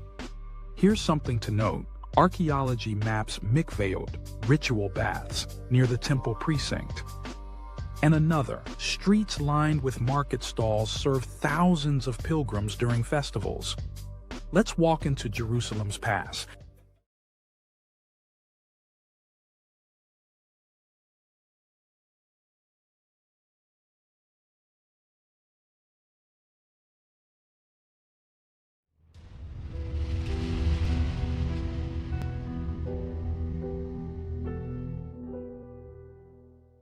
In the Gospels, the city of Jerusalem is the backdrop to several significant events in Jesus' life. It was the city where the baby Jesus was brought for his presentation at the temple. Later in life, it's where he threw out money changers in the temple court, and where he spent the final days before his crucifixion. If you visit the old city of Jerusalem today, especially during a Christian holiday like Easter, you'll see Christian pilgrims walking through the narrow streets on the Via Dolorosa, the traditional path that Jesus took on his way to his crucifixion. However, because the city has been continuously inhabited for thousands of years, this city has been built up century after century. Most of the Roman-era city is actually below the current street level. Moreover, the imposing walls of the old city date to the Ottoman period and don't even enclose the entire ancient city. So what was Jerusalem like during Jesus' life? One man in particular played a huge role in shaping the skyline of Jesus' Jerusalem: Herod the Great. If you remember from a previous episode, Herod was the politically savvy yet brutal king of Judea. Although Herod only overlapped with Jesus' life for a few years, Herod sponsored a bunch of building projects in Jerusalem that shaped the city for decades to come. This means that Jesus' Jerusalem was basically Herod's Jerusalem. Let's start with the Temple Mount, which was to become the crowning jewel of Herod's Jerusalem-based building program. When the Judeans returned from the Babylonian exile in the 500s BC, they rebuilt and reconsecrated the temple that the Babylonians had destroyed. By the time Herod came to power, this second temple was 500 years old, and he saw this as an opportunity to solidify his rule over Judea. So he sponsored a huge expansion of the Temple Mount. Today, the Temple Mount, called the Haram al-Sharif by Muslims, is home to the Dome of the Rock and the Al-Aqsa Mosque, two holy centers for Muslims today. And you can see from these aerial photographs that the sanctuary is a rectangular plaza. This general shape harkens back to the vast esplanade that was part of Herod's building project. The final product, which wasn't entirely finished until well after Herod died, was one of the largest sacred precincts in the ancient world, covering approximately 140,000 square meters. To the north, the bedrock was cut back to make room for the platform, while to the south, the bedrock drops in elevation, so a system of underground vaults were constructed to support the massive platform above. Herod enclosed the platform with a boundary wall referred to in Greek as a temenos. It's part of this temenos wall that is known today as the Kotel, or the Western Wall. Several gates in the temenos wall provide access to the Temple Mount, most notably the Hulda gates on the southern end of the plaza. Two sets of stairs of alternating wide and narrow steps led up to the gates. This purposely awkward spacing forced visitors to the temple to slow their pace, intentionally designed to force people into a state of reverence while approaching the sacred precinct. Other archaeological finds from around the Temple Mount attest to its status as a sacred space. For example, non-Jews were not allowed to enter the temple based on both textual and archaeological evidence. Archaeologists have discovered two inscriptions that must have been part of a stone fence around the temple that prohibited non-Jews from entering the space. One reads, "No man of another nation is to enter within the fence and enclosure around the temple, and whoever is caught will have himself to blame for his death, which will follow." The Jewish historian Josephus might reference this same fence when he wrote, "In this at regular intervals stood slabs giving warning, some in Greek and others in Latin characters, of the law of purification, that no foreigner was permitted to enter the holy place." Around the Temple Mount, archaeologists have also discovered ritual pools called mikveh, where Jews would immerse themselves to cleanse ritual impurity. The archaeologist Jody Magnus says that Jerusalem is home to among the largest mikvahs discovered, as well as the largest concentration of mikvahs. These were not only situated around the Temple Mount, but also along pilgrimage routes into Jerusalem and in the residences of Jerusalem's elite. And because mikvahs need water, Herod was also responsible for the expansion of the city's water supply, expanding the size of the pre-existing water reservoirs and adding several new ones. The water brought into the city was used not just for drinking and cooking, but also to fill the city's large concentration of mikvahs. The Pool of Siloam, which the Gospel of John mentions as where Jesus heals a blind man, might have been a massive immersion pool for pilgrims as well. During the 1st century, a bridge connected the Temple Mount with the wealthy residential district of the upper city. Scholars suggest that the remains of this bridge can be seen in the tunnels underneath the modern street level up against the Western Wall. You can see it here, an arch called Wilson's Arch, named after the explorer Charles Wilson. Down here in the tunnels, you can also see the largest stones in the Western Wall, weighing several hundred tons. And it's down here that some of the most exciting ongoing excavations are occurring, like the recent discovery of a Roman theater-like structure under Wilson's Arch. When the Romans sacked the city in the year 70, they destroyed the buildings on top of the platform. Today, nothing survives of the temple building itself, so artistic reconstructions of the temple are based mostly on descriptions provided by Josephus and Talmudic sources. Jerusalem was not only a city for pilgrims, though. Apparently, it was also a prime spot to be buried. A vast necropolis, or city of the dead, surrounded Jerusalem to its north, east, and south during the 1st century. Within a radius of 3 miles of the city walls, 1,000 tombs have been discovered, 800 of which date to the Herodian period. The vast majority of these tombs belong to the city's elite, and most of the tombs in these cemetery complexes were carved out of the natural rock. 3 of the most elaborate tombs are located in the Kidron Valley, at the foot of the Mount of Olives. Inside many of these tombs, the dead were typically buried in niches carved into the rock called loculi. This form of burial was introduced to the region during the Hellenistic period and remained popular until the sack of the city in the year 70. To allow for the greatest number of burials within a tomb, the loculi would be cut perpendicular to the wall, forming deep shelves in the rock. During the Herodian period, sarcophagi appeared to have been restricted to only a few of the most luxurious burials. Smaller stone boxes called ossuaries were far more popular, with several thousand discovered in Jerusalem alone. The evidence suggests that the ossuaries were used as a secondary form of burial. Literary sources from the period state that about 1 year after the initial burial, once the body had decomposed, the bones of the deceased would be collected and relocated to a separate permanent tomb. Artisans within Jerusalem carved the ossuaries from local limestone, decorating them with floral and geometric motifs. Some of the ossuaries were inscribed with the names of the deceased, mostly in Aramaic and Greek, but occasionally in Hebrew as well. One of the most prominent examples is the so-called Caiaphas ossuary, a bone box inscribed with the name Joseph, son of Caiaphas, which might reference the high priest mentioned in the New Testament. Today, what we know of Jesus' Jerusalem is largely focused on its greater infrastructure and the lives and afterlives of its wealthiest citizens. With archaeological investigations ongoing, our understanding of the ancient city is constantly evolving. New discoveries will be made that will write or even rewrite its history as we know it today. Hey everyone, thanks for watching. That was the latest episode in Patheos' series, Excavating the History of the Bible. Click on the playlist on screen to catch up on all previous episodes.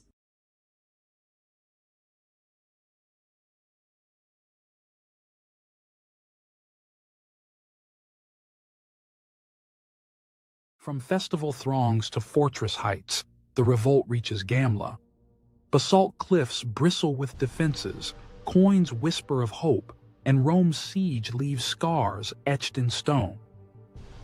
Quick fact before we continue.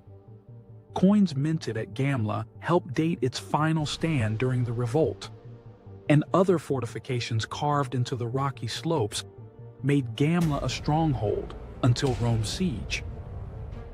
Time to climb into history.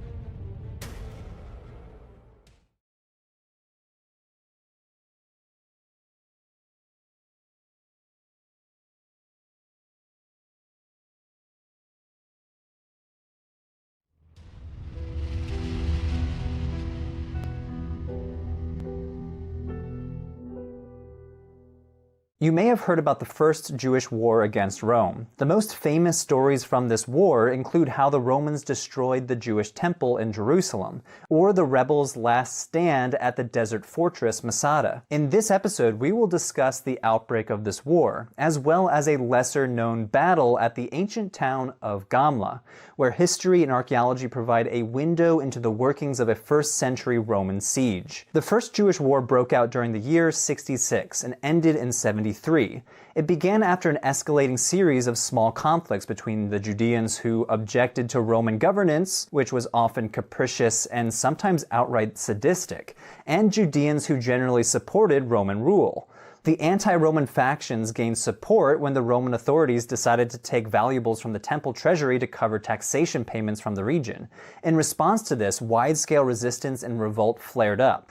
Pro-Roman forces in Judea were quickly overrun, as many towns and fortresses were captured. Cestius Gallus, a Roman general, led an armed force from its station in Syria down into Judea, but he suffered a major defeat in the year 66, boosting anti-Roman sentiments. The war had begun, and it was off to a good start for the rebels. The war was also a significant moment in early Roman imperial history. Following this first crushing defeat, the Roman Emperor Nero appointed the general Titus Flavius Vespasian to suppress the revolt. Landing in Acco in spring of 67, Vespasian and his armies quickly suppressed the Galilee. But while Vespasian was campaigning and in command of one of the largest forces in the Roman Empire, Nero died. This began a series of revolts with men trying to clamor for the top job. Vespasian was the last of these men to claim the empire for himself, being proclaimed emperor in July of 69.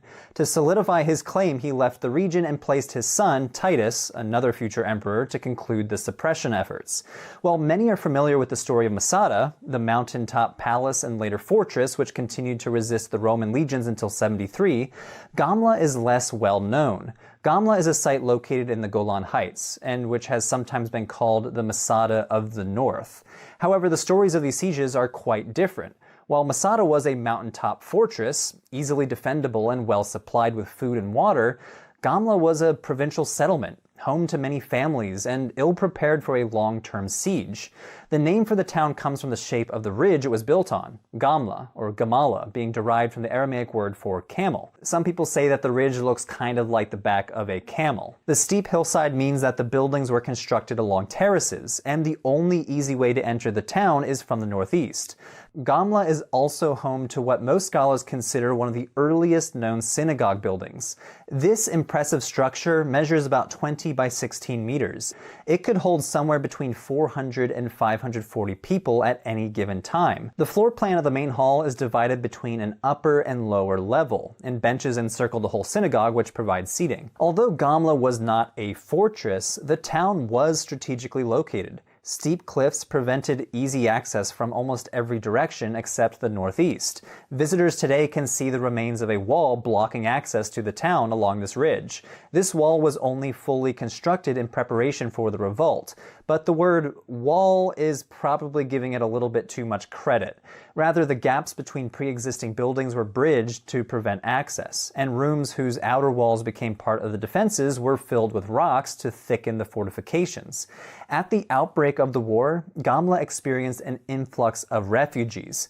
Evidence of temporary fire pits used for cooking have been found in many of the larger buildings across the town, including inside the synagogue. Josephus, who provides a first-hand account of the siege, writes that the population grew from an estimated 3,000 to 5,000 people to around 9,000 people. Josephus is our key source for the events of the First Jewish War, and he himself participated in the initial events and witnessed many of the things he reported. He also provides us with two slightly different accounts, one in his work The Jewish War and one in his later published autobiography. These works contain a bunch of differences, but generally speaking, it can be seen that Josephus tries to show how the war was doomed to fail against the might of the Roman armies. It should also be noted that during an earlier siege, Josephus was captured and imprisoned by the Romans, but having gained favor with Vespasian, he was released to accompany the general and became a kind of informant for the Romans.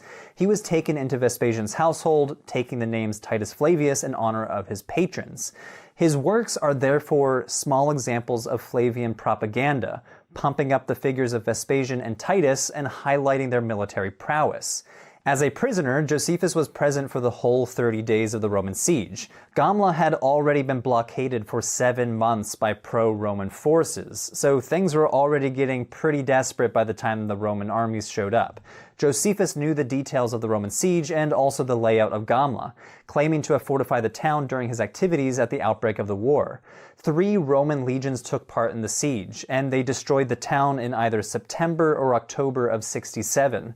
Vespasian himself is reported to have almost died, but was saved through the quick implementation of a Roman testudo formation, being barricaded behind a wall of shields. Josephus's own account ends the siege with a dramatic and tragic scene.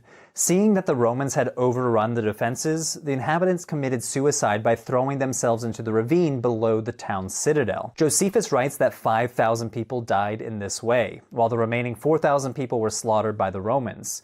But let's set aside Josephus and ask, what can archaeology tell us? Well, first, there are no traces of Roman camps around the town. It could be that these camps were temporary and were dismantled, or they have since worn away. Thus, the Romans were probably not expecting a long siege, setting up the most temporary of encampments. While Gamla can only be accessed from the northeast, providing natural barriers to other routes, this also means that it was an easy site to isolate. Furthermore, Gamla's wall was essentially a hot mess. It is no coincidence that the Romans broke down the wall at its thinnest point. Excavations have revealed a clear breach in the walls in a building below the synagogue.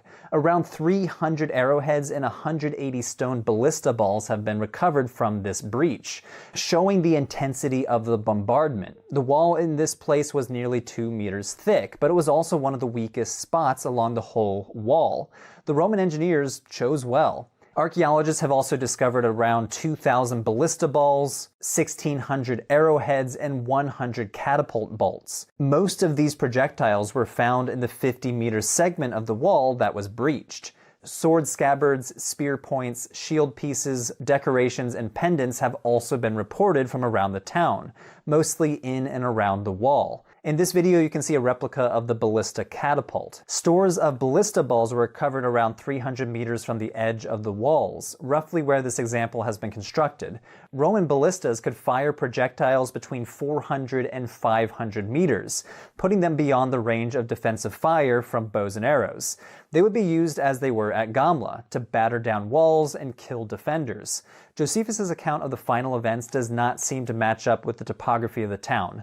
While there is a ravine, it's not large enough to accommodate such a large number of people. Moreover, very few human remains have been discovered at the town. It is probably more likely that people escaped down the ravines or were taken captive. The historian Kenneth Atkinson suggests that Josephus created the story of the mass suicide to lend nobility to what were likely two disgraceful defeats. In other words, Josephus may have deployed a literary trope of Judeans committing suicide rather than suffer enslavement at the hands of the Romans, as a way to bring honor to an otherwise dishonorable defeat. Josephus made a similar choice in his depiction of the final stand at Masada, another account for which some scholars have significant doubts. So ends the story of Gamla. Not quite a Masada, but an example of an ancient Jewish town containing evidence of economic activity, communal worship, the efficacy of Roman military tactics, and ultimately Jewish resistance to Roman power. Hey everyone, thanks for watching. That was the latest episode in Patheos' series, Excavating the History of the Bible. Click on the playlist on screen to catch up on all previous episodes.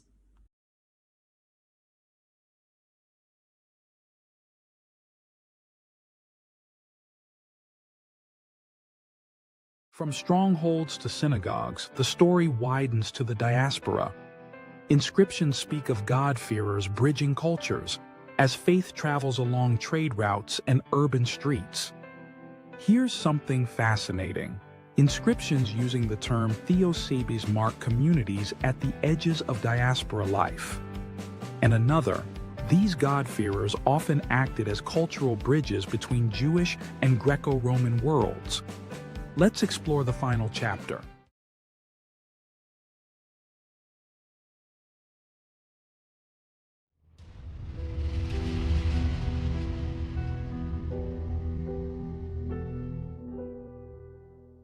In the 13th chapter of the New Testament book, the Acts of the Apostles, the Apostle Paul travels to the city of Antioch of Pisidia, located in Western Asia Minor. There he visited the synagogue to try to persuade the people that Jesus was the promised Messiah, a man from the line of King David himself. However, before Paul launches into his speech, notice how he addresses his audience. So Paul stood up and motioning with his hand said, "Men of Israel, and you who fear God, listen." That's kind of odd language. Why would Paul say, "Men of Israel, and you who fear God"? If he was speaking to a Jewish audience, this might seem like a redundant statement. Well, the phrase translated from the Greek as "you who fear God" might actually be a technical term, a term referring to non-Jewish people who were interested in Jewish beliefs and practices. So interested that they would actually attend synagogue meetings, even when they had not yet converted themselves. The book of Acts consistently differentiates between Jews and God-fearing Greeks, as Paul bounces from one synagogue to another around the Mediterranean. For example, in Acts 17, he arrives in Thessalonica, and upon visiting the synagogue, he convinces both Jews and Greeks. Some of them were persuaded and joined Paul and Silas, as did a great many of the God-fearing Greeks. Again, notice that word God-fearing, and notice the differentiation between Jews and Greeks. Variations of this phrase, God-fearing or pious, appear again and again in the book of Acts, and seem to reference these Greeks and Romans who were interested in Jewish customs. Josephus mentions a similar phenomenon. In his book, The Jewish War, he mentions non-Jewish women in the city of Damascus adopting Jewish religious practice. And he says that the Jews in the city of Antioch always drew to their religious ceremonies a great multitude of Greeks whom they made in some way a part of themselves. As we see in these texts, non-Jews were apparently attending local synagogues and affiliating with local Jewish communities outside of Judea. This might point to the social context of Paul's so-called missionary journeys, traveling to local synagogues and finding a receptive audience among so-called non-Jewish God-fearers. But do we see something similar in the archaeological record? So far in this series, we focus mostly on the regions in and around Judea, and there are some prominent examples of ancient synagogues in this region. There is a synagogue at Masada, a beautifully preserved example on the shores of the Sea of Galilee at the town of Magdala, and another example in the Golan Heights at the town of Gamla. But in the book of Acts, Paul visits synagogues in the other corners of the Roman Empire, Syria, Asia Minor, and Greece. Scholars sometimes call these Jewish communities the Jewish diaspora, referring to the Jews living outside of Judea. And sure enough, archaeologists have discovered ancient synagogues all over the Mediterranean world. One example was discovered in the city of Priene, located in western Asia Minor. There, the Jewish community converted a house into a synagogue. Archaeologists discovered a niche in the wall where they once kept their Torah scroll, as well as several images of the menorah engraved in the stones of the synagogue. Another prominent example is the synagogue in the city of Sardis, located northeast of Priene. There, archaeologists discovered a huge synagogue that dates to around the 3rd or 4th century, consisting of a long assembly hall and an impressive shrine for the Torah scroll. So even though they are relatively rare, diaspora synagogues are archaeologically attested throughout the Eastern Mediterranean. But what evidence do we have for non-Jewish people joining the community? Over the decades, several inscriptions have come to light using the epithet God-fearer or God-fearing, which might be archaeological evidence of the technical term that we saw in our textual evidence. Many of these inscriptions are dedications from wealthy benefactors in the community. For example, check out this inscription from Tralles in Western Asia Minor, which is a dedication from a pagan woman who paid to refurbish the local synagogue. This is a donor inscription. A modern analogy would be a rich philanthropist donating money to a building project on a college campus. Sometimes the whole building is named after the philanthropist, or sometimes just a single room, and sometimes you'll just see plaques on the wall or stone pavers that name the donors. This example from Tralles is kind of the same idea. Some woman named Capitolina, probably a wealthy local benefactor, donated to the synagogue. She was a member of a powerful local family that included a proconsul of Asia Minor, and her husband apparently was a senator and a priest of Zeus. In other words, this woman was probably pagan, but she calls herself a God-fearer, using a Greek word related to the same word used in the book of Acts to describe God-fearing Greeks. Thus, she may have been one of these non-Jewish individuals curious about Jewish customs, and who loosely affiliated herself with the community.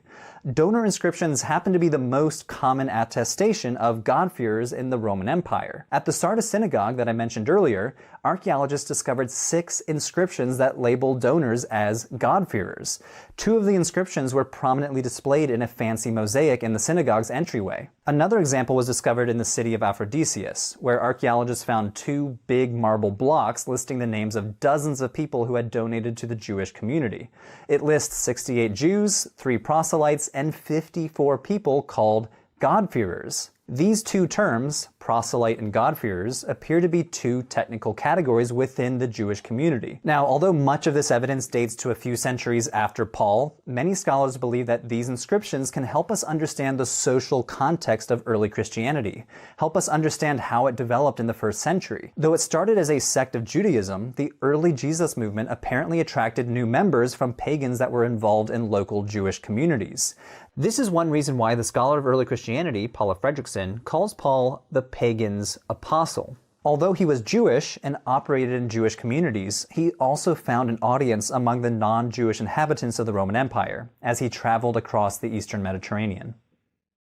Hey everyone, thanks for watching. That was the latest episode in Patheos' series, Excavating the History of the Bible. Click on the playlist on screen to catch up on all previous episodes.